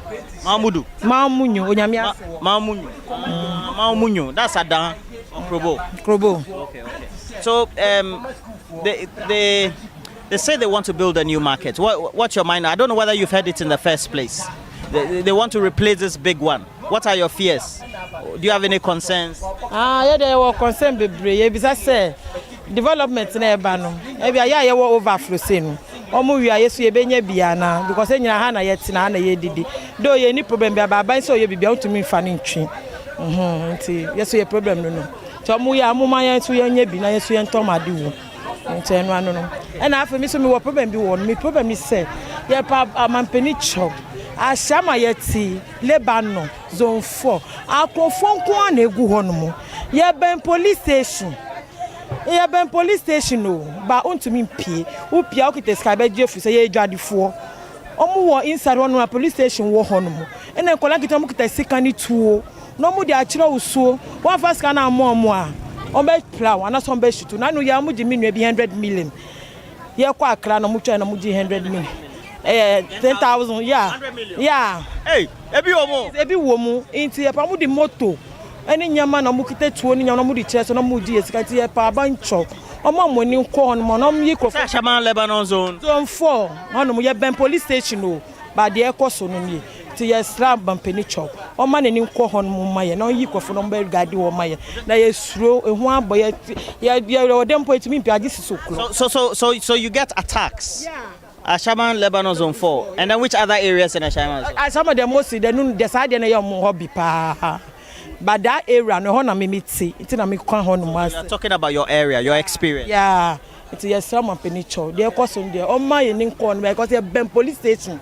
But I didn't cost no. Ben police station so unya mo unya. Debi. Fisika gumu so. Yes, say ya. Musika. Yes. It's anu na ye me how pa kasa. Alright. If it's not 6 o'clock, you never get out of home. Yeah, that's our problem. So it should help us.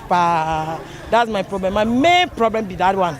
But that one, but you know the boys for the area where they did. Yeah, it be area people. But you know them. We don't know them. We don't know them. But so, you know say they be area. Yeah, the problem is we are nearby police station. No. Near to police station. But still, if they need help. No help. No help. So what be your name? Constance. From Ashama. Constance, thank you so much. Okay, you are welcome. Yeah. So that's Ashaman Lebanon Zone 4 residents. So, but she had raised a concern about the new markets being built. Auntie Rose also had said the same thing, whether we're going to have overflows.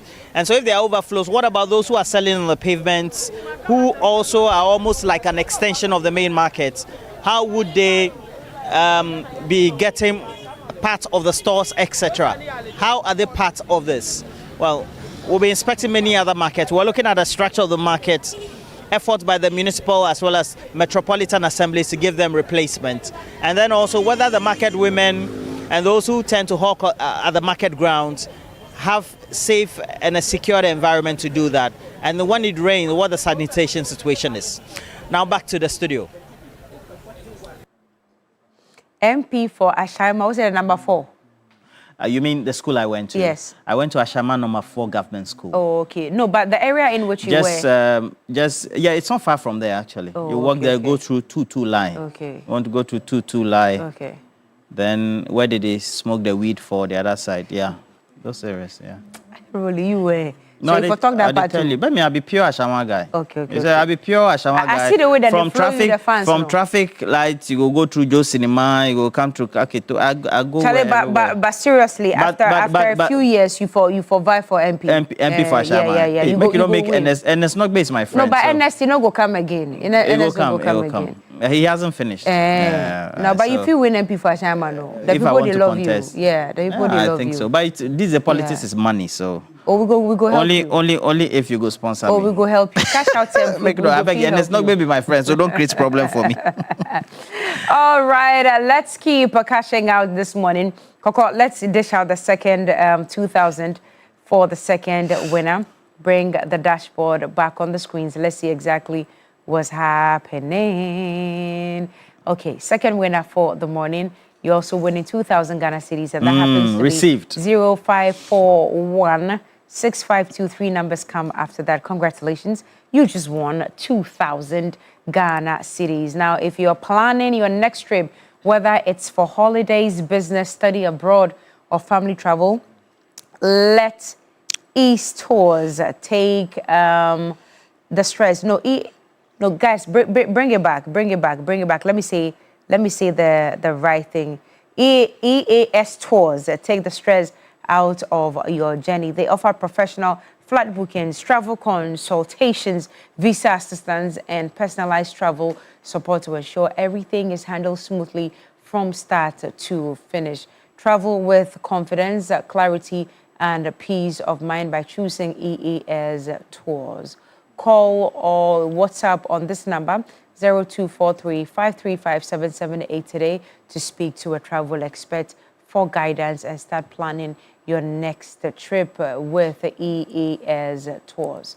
You can travel now and pay later in 12 months. That's really cool, right?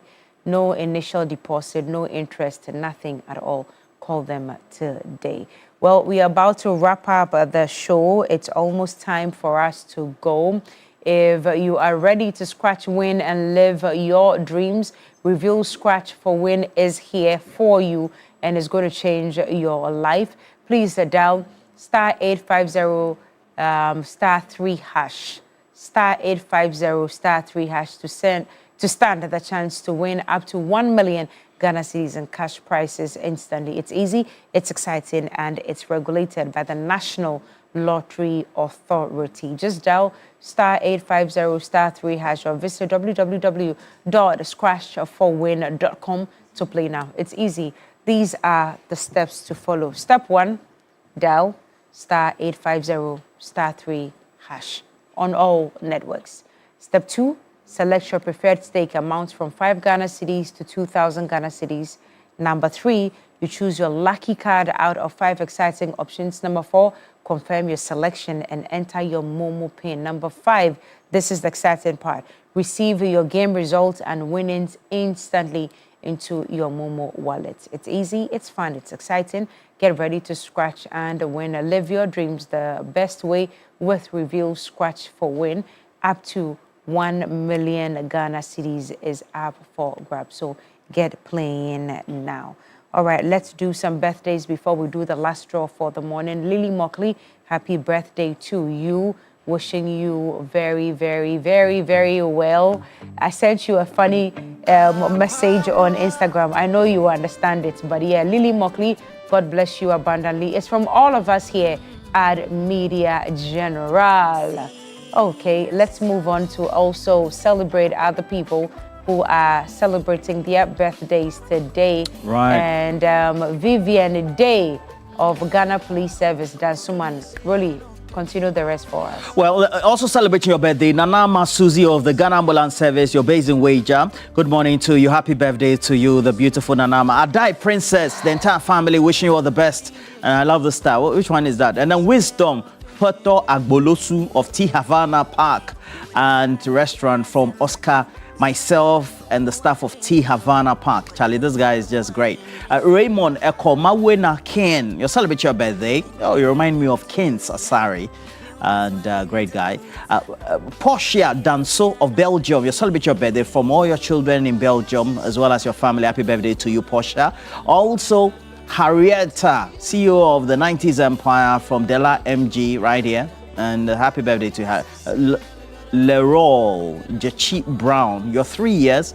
I love this. I hope it's not AI. Charlie, I love this. Happy birthday to you from Mr. and Mrs. Brown, your parents. Makafui Owuku Tata of Christ Ake International School. Happy birthday to you from Mr. and Mrs. Tata. And Salome Fati from Shadrach Abe, wishing you all the best. Hey, he says that you are the woman of his dreams. Happy birthday to you, Salome. Theodora Ikuya Bobby, happy birthday from all your loved ones, too. And then also celebrate your birthday, Reverend Dr. Andrews Kofi Gakpa of Aloy Pando. And I know Pando Aloy very well. Happy birthday from Skido. Grace Nyako from Avies and Comfort, happy birthday to you. Achufi Akpa, happy birthday, God bless you. Andy Cyril Asari, account manager, Kitech Group of Companies. I think they sell cars, right? Kitech. From Ruth and Charity, happy birthday to you. And Mushosho at Okocha Park, Labadi from Vasco Obeng, happy birthday to you. I love the political. Hey, Jonathan Eze, Nwandino from Lord, actor, right? TV3. Actor and musician. An actor. Musician. He used to sing back in the day. He still looks. He's still got the glam. The juice. Charlie. He's got the juice. Eze, he's got the happy fire. birthday to you. Great guy. Been a while I've seen him. And then this one. Oh, this pure AI picture. Stephen Dugan. He's behind Eiffel Tower. Or was that? Is it London? The King's. Coco, is that your brother? The Thames, over River Thames. That's not your brother. Oh, I'm not picturing Stephen Dugan. You should have at least used Blaster Square, then we'll be fine. But it's beautiful nonetheless. Once you look like this, we know we love you. Stephen Dugan, happy birthday to you from all your entire loved ones. Lydia Elizabeth Jampe, happy birthday to you. Mrs. Monica Appa of Calvary BSPG, and happy birthday to you from the Commissioner for the Women's Calvary. Mrs. Sarah Boateng, Reverend Walter says happy birthday to you as well. Nana Isiedwe J. Brown, happy birthday to you. And then also Caroline Amma Boachewa from your parents, happy birthday. You look like a parent, but your parents are also wishing you say good woman. And then also let me say good morning to you from all those who work with the World Human Rescue and Advocacy Organization, Delight Mojaka as well, Philippine Godo, who is Director of Communication, and then Chief Executive Michael Asari. You did your launch, the whole Central Prisons, beautiful ceremony, already flying around. Wish you all the best, and I hope that everything will be well with the organization and will do good for those who find themselves in difficulty in the justice system. What else do you want to say? Ewema. The Africa Engineer Prosperity. Says good morning to you. Yeah, good morning, Arsenal fans across the world. The Africa Prosperity Summit and Awards is taking place, I think, today and tomorrow. I believe so. Michael Obodu, our colleague, is on standby. I'm sure he's ready to bring us bits and pieces of what's underway at the moment. Michael, if you can hear us, good morning. How is it going on your side? Good morning and welcome to the 2026 edition of the Africa Prosperity Dialogue, happening live here at the Accra Conference Center. The 3-day event is on the theme Empowering SMEs, Women and Youth in Africa's Single Market. Innovate, collaborate, and trade. And to help us understand the details of today's event is Dr. Kofi Nyakopong. He is the Chief Operations Officer for the Africa Prosperity Network. Thank you so much for your time, sir. Thank you very much for having me. Awesome. Help us understand why the theme. Right, so we recognize this is the fourth of the edition or the series of Africa Prosperity Dialogues. Every single year it's grown bigger and better. We are known as the premier platform where Africa's leaders meet to talk about the topic of how to drive and move the single market agenda forward. We recognize we can't have a conversation about a single market without particularly focusing on the special demographic. That is the women, the youth, and the SMEs. Women account for more than over half of the businesses in Africa. The youth is over 60% of the population. SMEs make up over 80% of the enterprises. And so how do we include them when you're talking about an inclusive single market? And that was the rationale behind this theme. We want people to live here with the skills, the requisite knowledge, and the access to capital and finance on how to drive their business, be it SMEs, be it women-led business,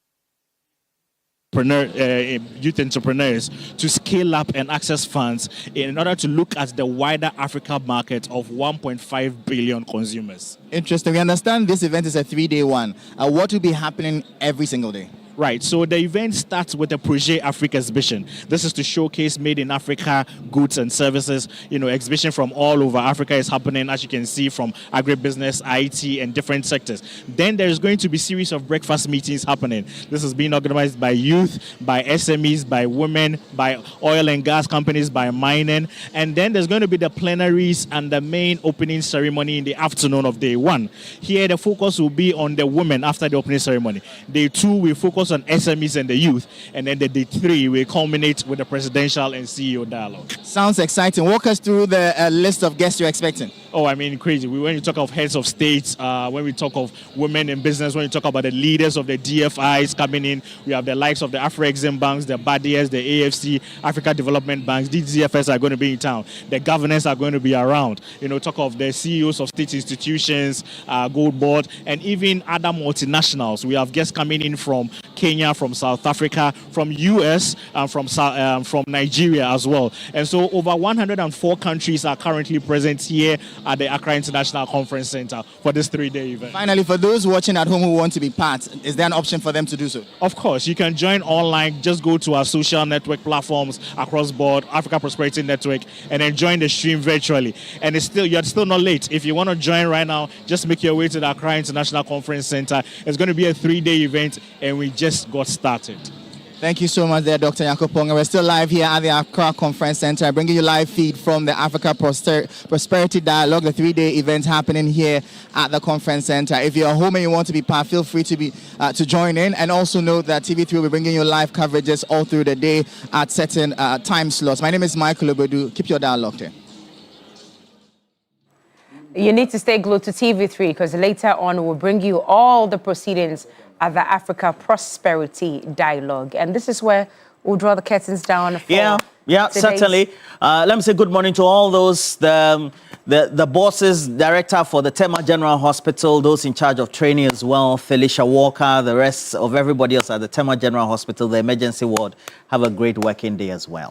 And if you're looking for a university that will prepare your child for the future, then Academic City University is the best choice for you.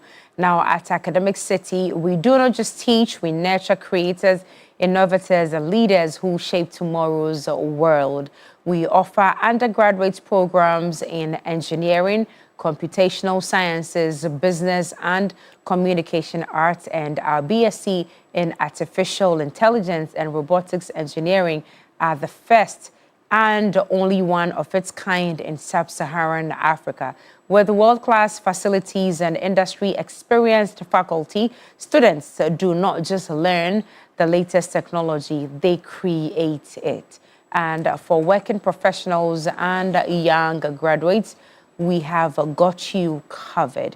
With our MSc programs in cybersecurity and data science analytics, as well as our professional certificate programs, you have nothing to worry about. At Academic City, our programs are practical, relevant, and future-focused. These are the numbers to call: 026-269-3870, 026-269-3870, or you can also visit act.edu.gh for more information. Thank you for sticking and staying with us. Tomorrow at 6 o'clock, we will be back with another edition of TV3 Newday. Enjoy the rest of our programming.